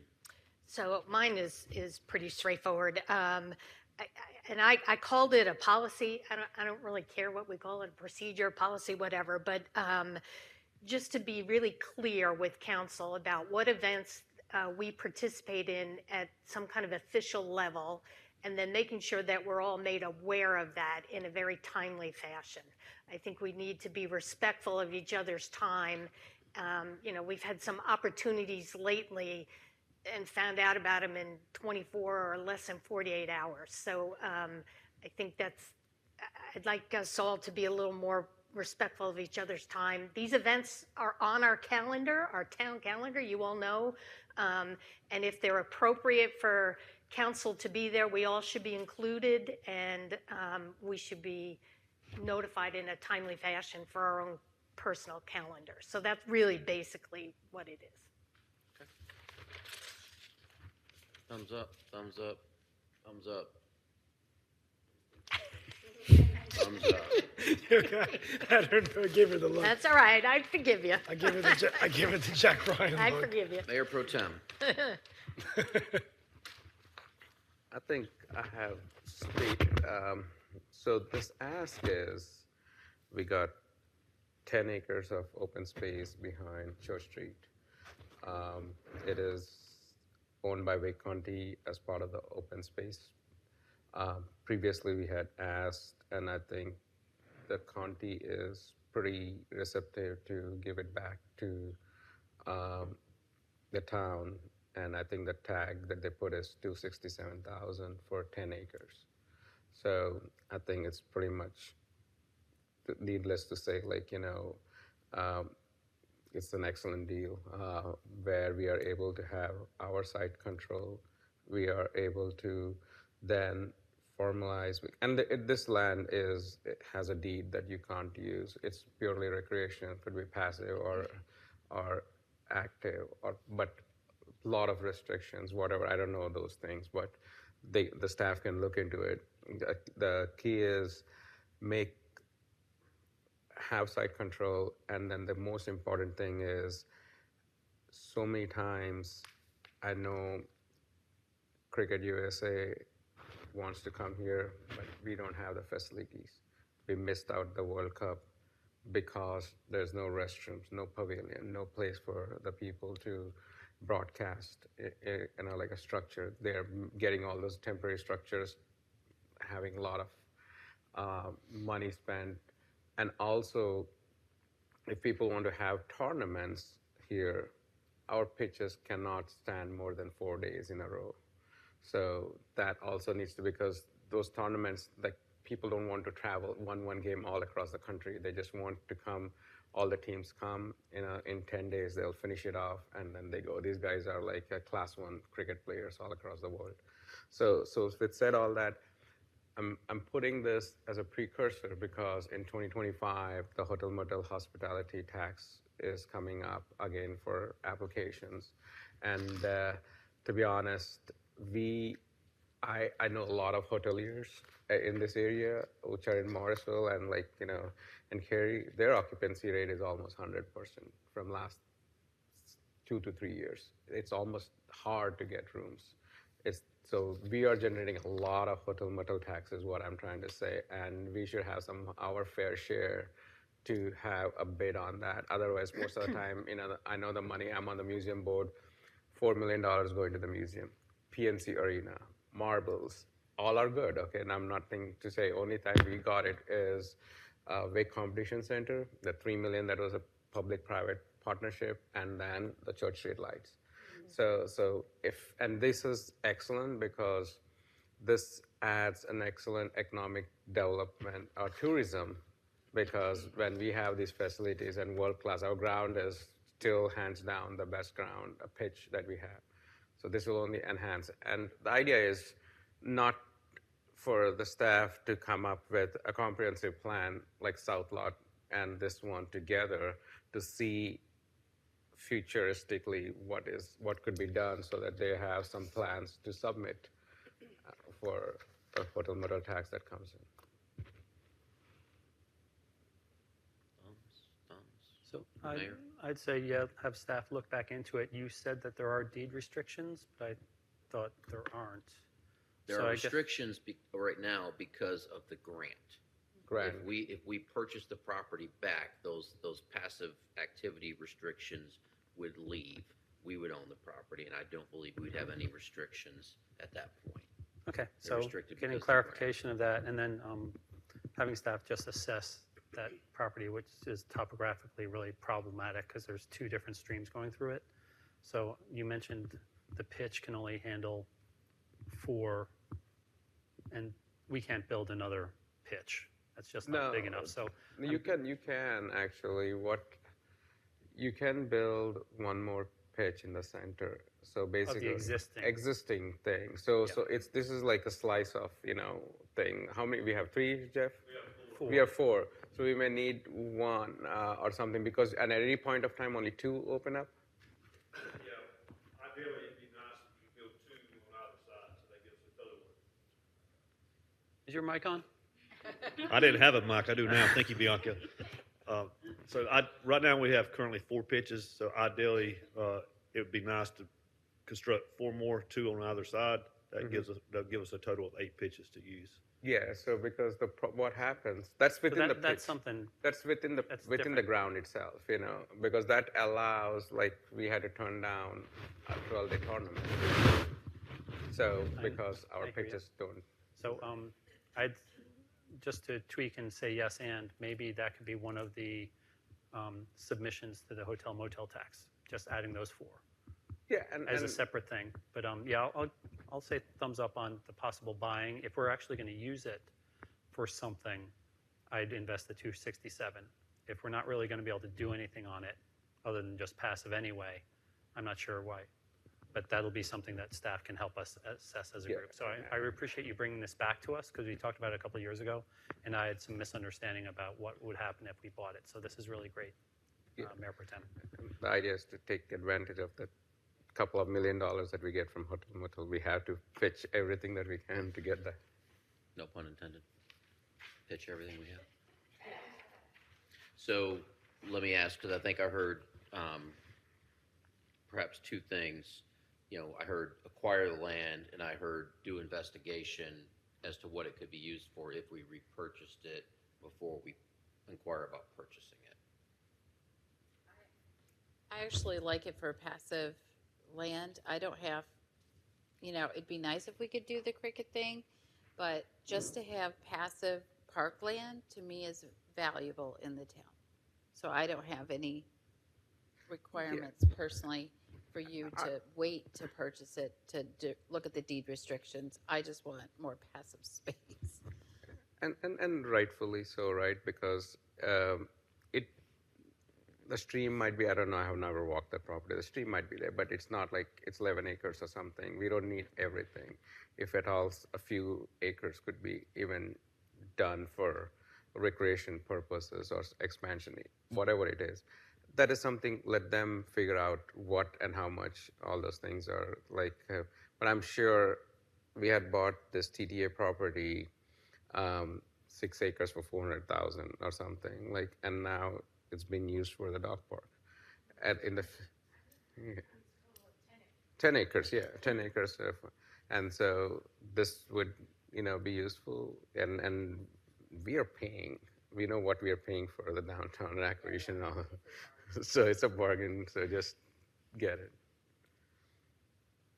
And when is the hotel motel tax coming? Like up? Applications will open up fall of '25, Yeah, so at least that, but you got to be shovel ready. exactly. And so we have some, we know we have some options with the pitch and with the field, and then we can evaluate the property and see if there are other options. No tennis courts. No other facilities? No, absolutely.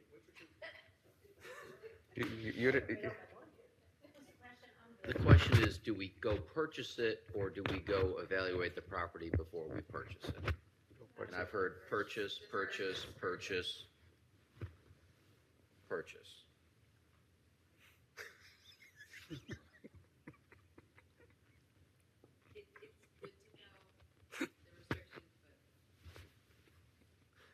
Okay.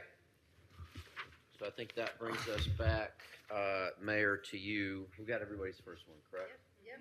All right, Mayor, a parade in Morrisville. So we used to have a parade a long time ago. It was a great community building event. I asked if the council would support asking staff if there would be a gap in our programming where we'd have staff capacity to go ahead and have a new parade. So not dictating what type of parade or anything, just an opportunity for the community to come together and just bring back some ideas about that. Leslie's doing a great job. The whole Parks and Rec department can make things happen. I envision maybe having kids' bicycles in it, kids from our Parks and Rec department wearing their uniforms, just anything to help the town have a parade. I think it would be really neat.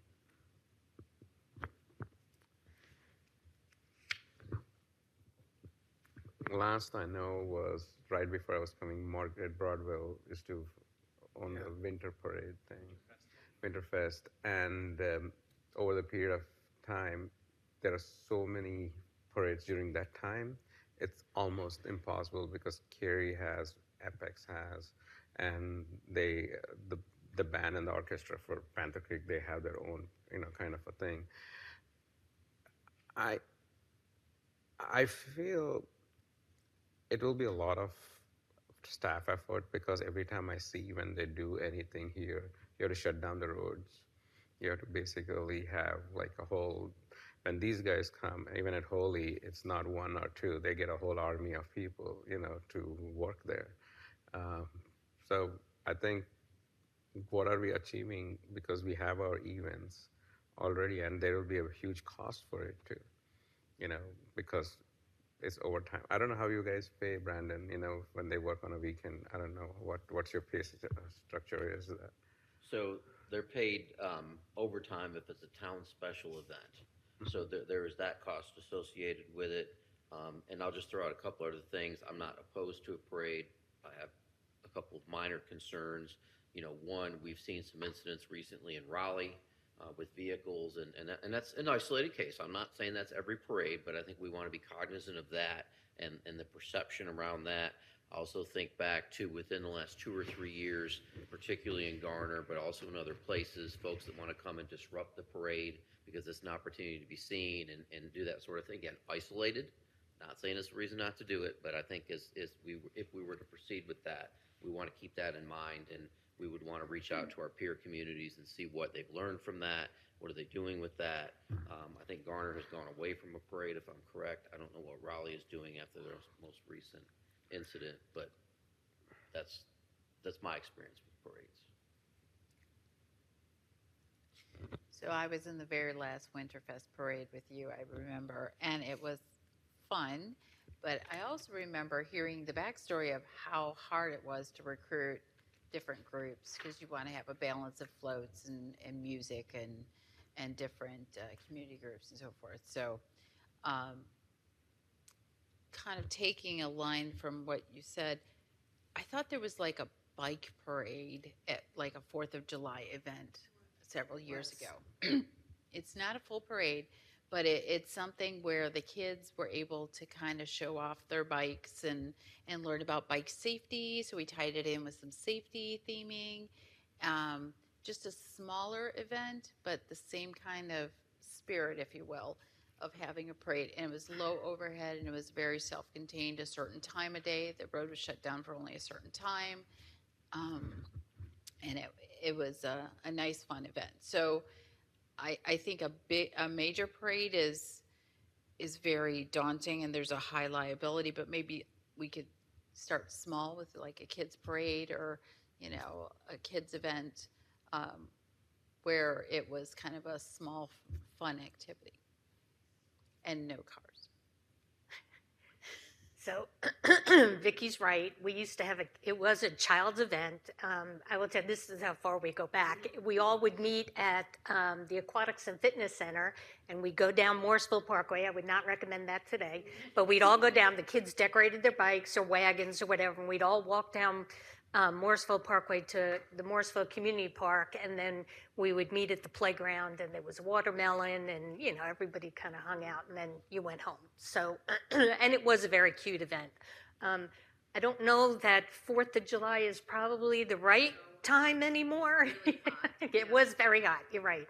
So I know. So it's funny when you mentioned that. I was thinking we already do a bike safety program.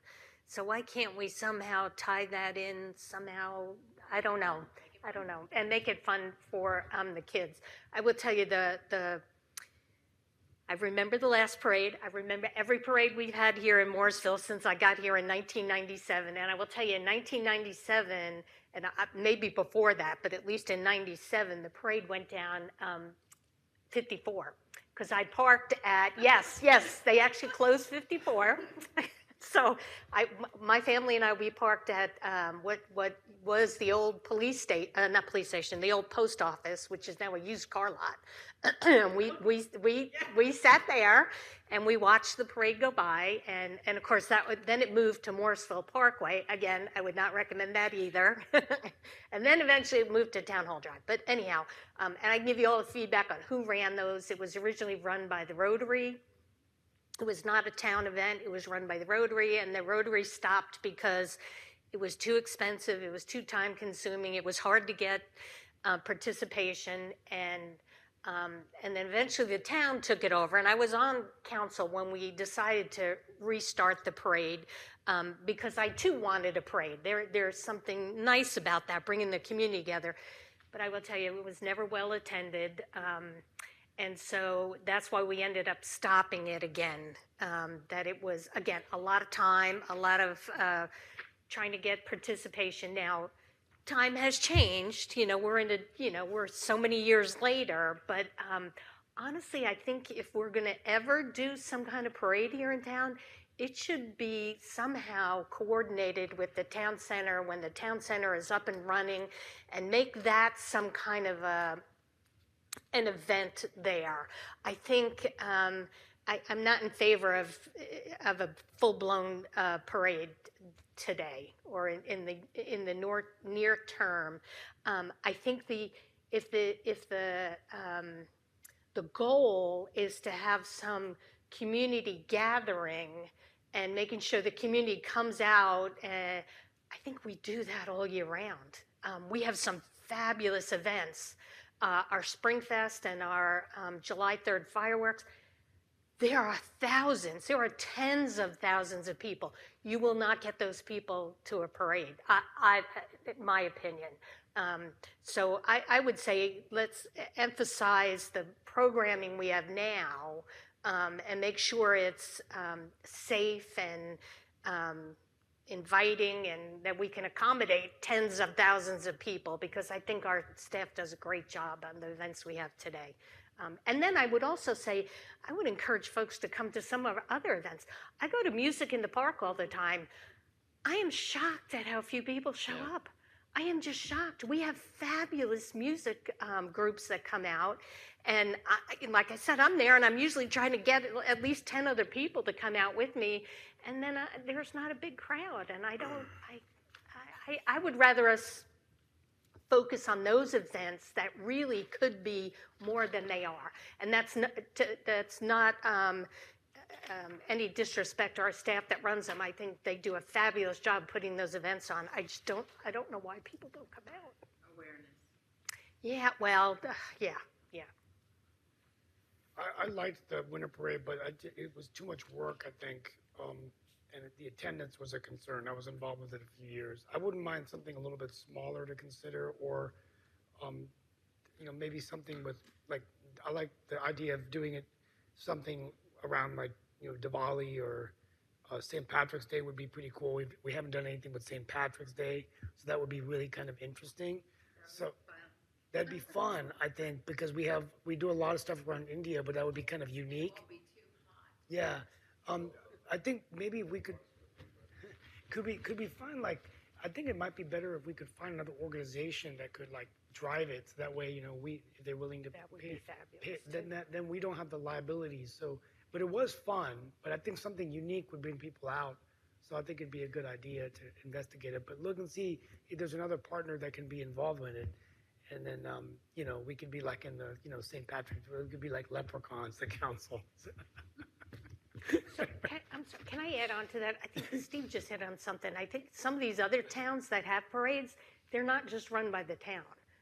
They're run by other organizations. They're not specifically town events. Obviously, right, the town might be, well, we sponsor events too, but it happens in their town, but it might be called, the town X parade, but they're run by someone else. So anyhow.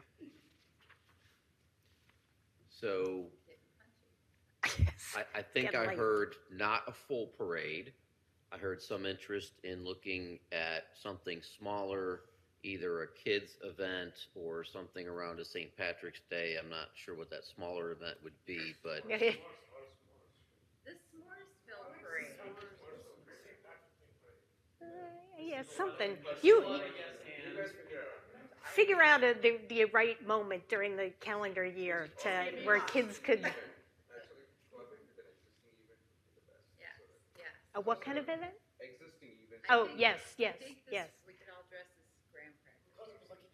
People are all parking up at Cedar Fork anyway. Have them be a parade down to one of our events or something like that. But also Church Street, it has that little circle. That might be a nice bike parade for the kids, contained.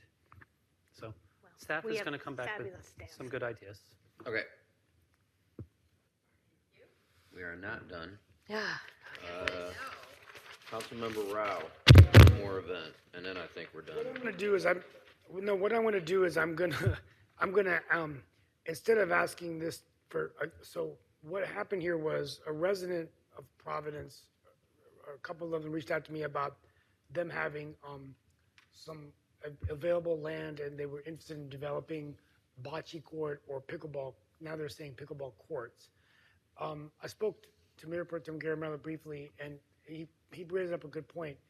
We don't own the land there, so it's unclear to me how they want to partner with us. But I think if I could direct them towards staff, I do like this idea of us, to the extent possible, when we can partner with, communities to leverage the facilities, like if they had more courts and things like that, pickleball courts, tennis courts, that, they would say, okay, we're going to promote it or whatever, we could do some programming. So I think the ask would be, I'm going to not ask council for head nods, if it'd be okay for them to reach out directly to you, Brandon, or to talk about what their idea is. So I do think I would like to hear from council, Okay. because that's a different approach. Not saying we can't do it, shouldn't do it, but it's different that we don't really have that situation. I mean, everything we have is on our property or in one of our parks. Yeah. So it's a unique opportunity, perhaps.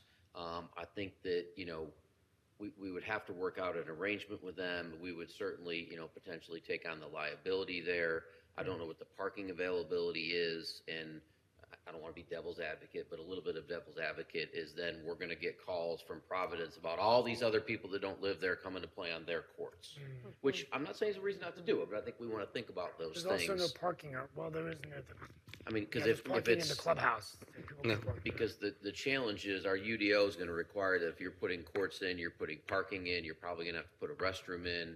I mean, we need to follow our own rules. We may have to light it. I mean, there's a lot of things to think about.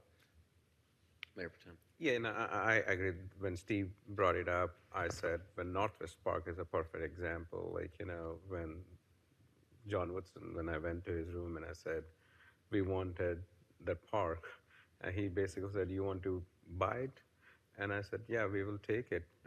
And he said, you can take it and develop it, but it has to be used by everyone in the town. That's the rule guide. So here it's a private land, even though it's whatever, it's a private land. If we develop on top of it, then it should be open to everyone that the town, everyone in the town. And plus, it will tick off the local people if we are programming on top of it, or someone continuously. Now, pickleball is so, I would say, in demand, and people just don't leave courts. They play for hours and hours. So the common thing that we'll get is, oh, you guys are just using from outside, no one inside is using. So this will get into a muddy, contentious, and plus he's right. Like I didn't think about the restrooms and the UDO. Like we don't have paved. We have to have paved parking. Not like gravel anymore in our UDO. Do you know where the lot is or what the address is? Well, when you I run by there a lot when I run. It's when you're going to Providence up the Greenway. Well, you'll see the clubhouse. There's a little volleyball courts there. There's a sand volleyball court. Okay. It's the land around there. Oh, right there. But it's under the high tension wires too. Yeah, it is. It is under because You're correct. it's so we can't even build anything under the high tension wires because of easement too. How about we take a little time to look into it? How's that? Yeah. I mean, it was kind of. I just should have probably not brought it up as roundtable, but it was just someone who was. I think that's what roundtable's for. If I could just say a couple things, because other HOAs might be thinking the same thing. They have surplus land. Kitts Creek has a dog park. Kitts Creek has parks, park play equipment and a pool. Savannah has a pool. Others, recent developments do not have any pools or any amenities. The developers paid parks payment in lieu, and as we acquire land, we look for park opportunities. So Providence Place HOA owning land that could be developed with a pickleball court really needs to be owned by Providence Place. They aren't required to have restrooms and a whole other things that the town requires for town facilities. It's going to be an amenity to that specific community, which is large and diverse, and it's a huge win for them. It's just, they could spread across the cost amongst their HOA fees, but if they needed help on identifying resources that the town, has had experience with pickleball courts and the kind of thinking that was needed, I would say they should reach out to the town and just say, well, what was your, strategy on developing pickleball and programming, and just to kind of understand the model, because I think this community might not have that understanding of what all is required. It's a great idea, and I think I'm jealous that they have the land. Yeah, I mean, I do think we have when I just use pickleball as an example. There's a lack of pickleball courts, and I've been going to try recently, and you can never get a court. So I quit playing because I was going there and waiting in line. So I said, what? So- No, I see him there, and he's already playing, and I'm waiting and waiting. So just my 2 cents, because I didn't weigh in. Yeah, go ahead and do a little investigating. I think that's what you just said, Brandon. But I'm not sure, for a whole host of reasons, that I would be supportive of building on any neighborhood's property.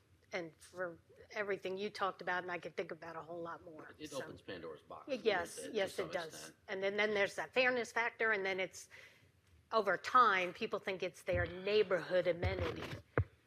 Even if you put a little sign that says Town of Morrisville, but anyhow, so just my 2 cents. Okay, let's take a look. Okay, one overall thing about the roundtables, we're done with the 7 we were looking at. The last time we talked about roundtables, there wasn't really consensus on whether or not, when these are submitted, whether or not they should be sent right out to everybody so everyone could take a look at them and give feedback and stuff instead of just having a couple of days right beforehand. Because that was my hope. I got mine in a couple of weeks ago, hoping that people could hear about them and maybe give me some ideas so that this could be quicker. Is that something that the rest of the council would support? Just giving direction that when this is submitted, like in advance of the next one, that we can just go ahead.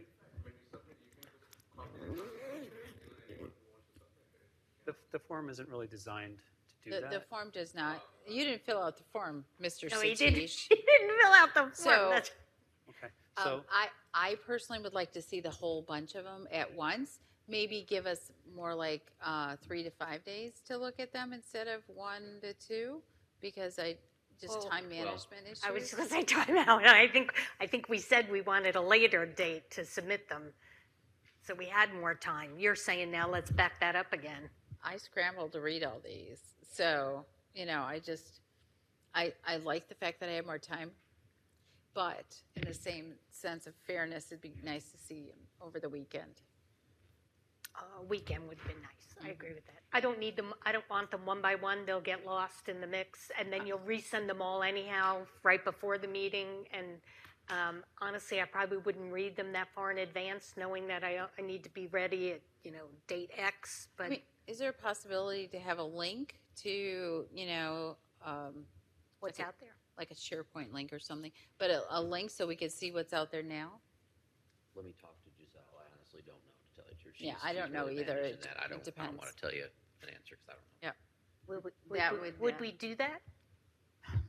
I'm being honest. We're gonna That's do how I that. live and breathe, so. You do want to think about what problem you're trying to solve when you do some of that. okay. And one more, if I could you guys indulge me. So it's not on this sheet, but the tennis court backboards. So staff gave a response into that, saying that it was closed insofar as that one of the items was that they were concerned that someone who wanted to play on the court wouldn't be able to because someone is actually using it as a backboard. So I think that could be really addressed pretty easily by having the understanding and education that if there's a couple of people who want to go play tennis on that court, the backboard is not a backboard. It's you wait, go somewhere else. So my ask would be, it is, but right now they're not putting on, the backboard is dead right now, but I would like council to maybe direct staff to. There is no back court. There's no backboard right now. backboard. There's no backboard on the court now. So, For individuals to practice by themselves. I wouldn't say that. It's not always So full. I'm sorry, you're trying to resurrect an item that was closed. So why don't we come back to the next round table and you can add that again if you want. But I think it's been closed. I'm good with what staff came up with. That he's Well- trying to resurrect something because he didn't like the answer. Well, because I don't think that staff considered the idea of just putting up a sign saying that you don't use this if there's someone waiting for the court. We have just the understanding that people should only stay for an hour anyway, but this would be the understanding if someone's actually looking to use the court, you don't get to use the backboard. Then that's typical. There's always going to be some contention. It's not a reason to not have an amenity. Volleyball, even like the sand volleyball courts in Cary I used to play. Even if I did the booking, the people will not leave, saying that I want to stay more. So we had to call police a couple of times to basically just let us play that. So Here's what I would say. I would just say if we can just, I believe that there should be, just as a former national ranked tennis player, I think every tennis facility should have a backboard so you can have a wall. But if you have a backboard, like with the Cary Tennis Center, the backboard is separate from the actual court, which is actually better. So when you want to go hit on the wall, which I sometimes still do, you go there directly, but with a separate place where there's a wall, there's no court. But in Apex, they have a wall on the back court. But the protocol is always that if someone wants to play tennis, you walk off the court if the two people are coming. So I don't see a problem with it. I mean, just, have So maybe I staff- can amend my ask and see if we're willing to have staff ask Apex how that works for them and if it's okay. Could you resubmit it though, because we don't have Donna and Ann here. I appreciate you explaining it, but I really think it'd be nice if Donna and Ann had a chance to weigh in. Fair enough. I appreciate you guys giving me that extra minute. Anything else for the good of the order, sir? Okay. I'd entertain a motion to adjourn. I have a motion from Councilmember Councilmember Rao, second by Councilmember Johnson. All those in favor, please say aye. Aye. Any opposed? Hearing none, that carries unanimously. 5-0. Yes. Because